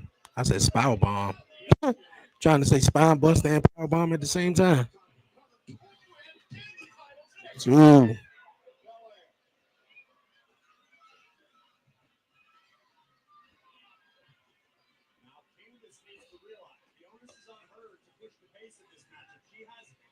Gold within reach. Candice needs to stay on top of Belair. You can't allow Bianca to have this much time to recover. I don't care who you are. Anderson continuing to control it. Bianca trying to fight back. Lorray with a mean streak. Tag made. Here comes Jax. Belair trying to give some sort of space. No one to tag, though, on the apron. Naomi was knocked off by Lorray. Bianca, though. Nia misses wildly. He takes out her own partner. Did she take it out or she ducked? Which one was it? Tag. Here comes Naomi. And Nia Jax. Runs right into Naomi. Oh, a corkscrew elbow by Naomi. Using her quickness here. Off the second rope. Kick right to the back of the neck. Naomi fired up. Could be closing out. Trying to get the crowd into it because the crowd is not into it at all. Just in time. Naomi now perched on the middle rope. Okay. Nia Jax off the X Factor cover now. And a kick out by Nia. Naomi also almost retaining by pinning the women's champion. I think in Naomi's mind, a win tonight would be like her winning the championship. She to touch it before earning it. Naomi came within a millisecond of that happening moments ago. Naomi sidestepped Jax to go shoulder first into the post. Naomi with an opportunity now. Split leg comes off. Oh. Jax a little quickness of her own. Now Nia trying to position Naomi. Looking for the annihilator. Naomi though back to her. I think Nia collided face first. Powerbomb her, Naomi. Get her. There you go. Naomi takes out Nia. Nia's been busted open. I'm about to say she a long way from over there. Oh.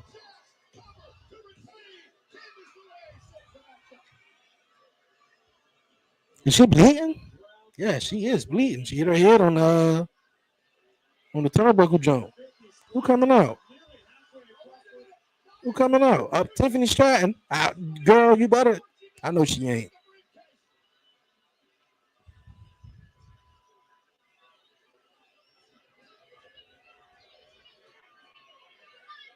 That was the way to get the people off their feet. Because, boy, they were sitting on their hands.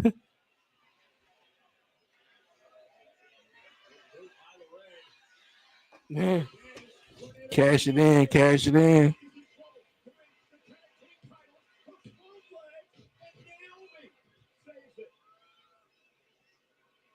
Cash it in. Cash it in.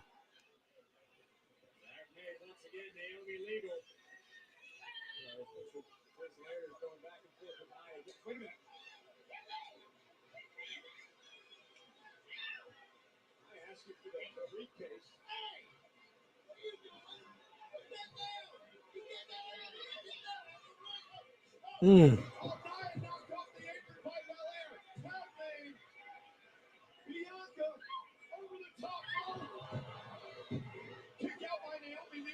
Come on, Naomi. There you go. Corkscrew leg moonsault. There you go. 1, 2, 3. Wrap it on up, man. That's what's up.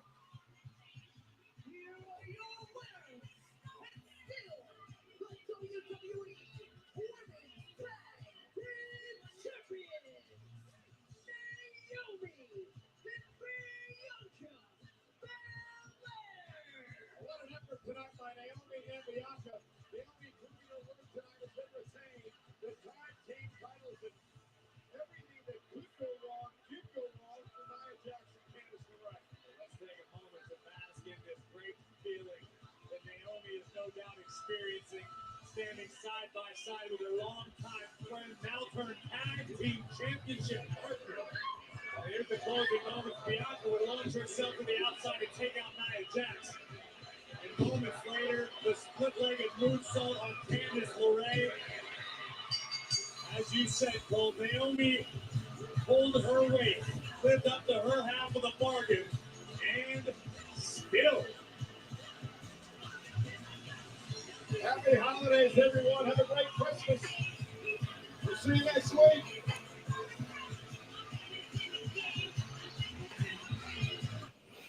All right, man. That was SmackDown, and it's in the books, man. I really don't have a highlight of the night. You know what? I do have a highlight of the night.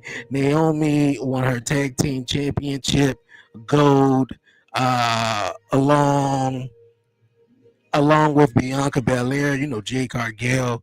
She's out of action right now. So that was my highlight of the night, man. I'm about to check out some football. I'm about to relax. All the reactions will be posted on the 11:30 podcast social media platforms, more specifically TikTok. So definitely follow the 11:30 podcast on TikTok, you guys, man. I'll let you guys know whether I will be live on Monday night or what.